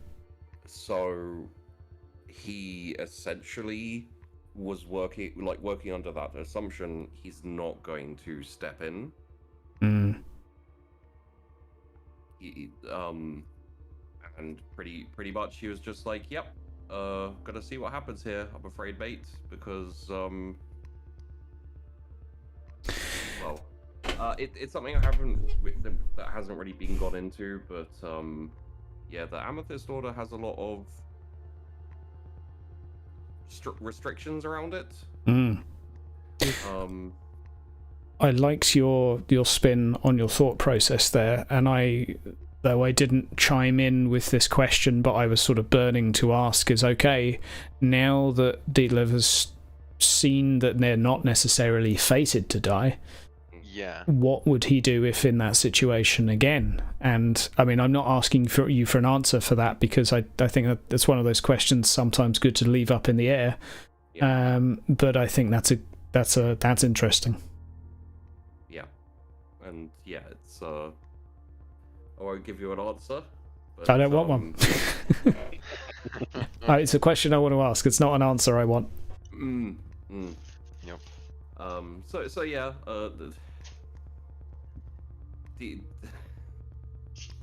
Dietlev is figuring things out slowly, and he's very much preparing to make a decision / answer, I think. Good. And we'll go to I'm kidding. It's Joris, right? Joris, Gaspar, Dagmar going last. Okay, what's up? Yeah, I like Okay. it. I like it. The Gaspard is going through an inner struggle, and somewhere in this session I realized that while Dietlev and Dagmar are somewhat, well, practically opposite, Gaspard is in between, seeing both sides and understanding it, but basically he thinks both are wrong. Yep. So, and he's realized it's not a binary thing. But what it is he's struggling for himself to find the answer, because it's leading to dark places. Yeah, I'm leaning into it, and none of it, by the way, is reflects my own opinions. I mean, they're thoughts that I have, but they're not necessarily my opinions. So I should say that too, actually. If I saw someone fighting a demon in a room, I wouldn't necessarily let them die. None of us could. Yeah, I really like that. Yeah, none of us associate with our characters. I stand by Dietlev and his actions. Yeah, I maybe stand by Giuseppe, but everyone else no, because I would also say it probably doesn't help Gaspard being in the middle. Yeah, with how definitive Dietlev is on his convictions. The fun thing is, the fun thing is that Dagmar was in a situation where he absolutely, went to help the people, and Dietlev did nothing, and Gaspard did both, because he said fuck the old guy and help this girl. So Yeah. Indeed, that was quite funny for me. Yeah, well, realize. You had the choice of, I mean, Sleeping Beauty, as in young innocent child Sleepy Beauty, but or old man who claims to be able to defend himself from demons. So I think, and one of whom you have history and possibly a familial relationship with, the other whom is Well, It- that's why I rolled to see if he Yeah. would go to if he would realize that everything's on fire except that one room. So yeah. will he go to that room, use his wits, or Uh, will he go instinct and go for the go? I So would have that's the go. felt really bad if you hadn't gone there, and she would be dead right now. Yeah. So, well, it would have been worse than dead because reasons. That would have made me a sad GM and made me feel very guilty. So thank you for not making me feel guilty for what was a pretty big shit show that turned out to be and look fairly timid right until the point you realise actually, these things can hurt dwarfs and anyone if they roll well. So yeah, well done. And one final note: we have to click that and click endurance, please. And I was wondering, shouldn't there be some fear rolls at some point, or we just? There will be. There's a slight couple of variables I'm throwing in, but there was a couple of fear tests I bypassed, and we will be using fear this campaign, but just Challenging, not is that right? for that fight. Yes, challenging. I feel it is. I mean, he basically wrestled the thing, so I think it's endurance. Yes, it's physical proximity to hell. Yeah. Yeah. I mean, that'll certainly do it. Okay, Dagmar just never gets corruption, and Deetlev slowly ticking up. I will give a thought to Gaspard just to close on that. In close proximity to this demon, on reflection, you probably thought you should have been scared, and yet you weren't. So there you go. Mm-hmm. Gentlemen, magical times as always. Well done for living. I said it would be survival horror. At least one of you I nearly got. So, although you didn't have to roll a 1, so Had to see what happens, try harder next time. But no, seriously, well done. Corruption 10 out of 7. Okay, let's have a willpower check, Gaspard. I did that, so I managed to hold off. Oh, you're corruption holding for it now. off. Jesus Christ. Gaspard is holding off the biggest evil poop With a- of with a 2, yeah. all time. Yeah, okay. So someone's going to be doing some venting at some point. Cool. Yeah. I mean, that'll be fun. I will. That'll be a thing. Anyway, we need to go because it's late and we did a session. And we'll be here again next week, and we'll be here on Friday for the Lustrian thing. Make sure you leave a comment down in the doobly-doo. And there will be a homage to a random commenter each week. And it will be hidden and snuck away somewhere.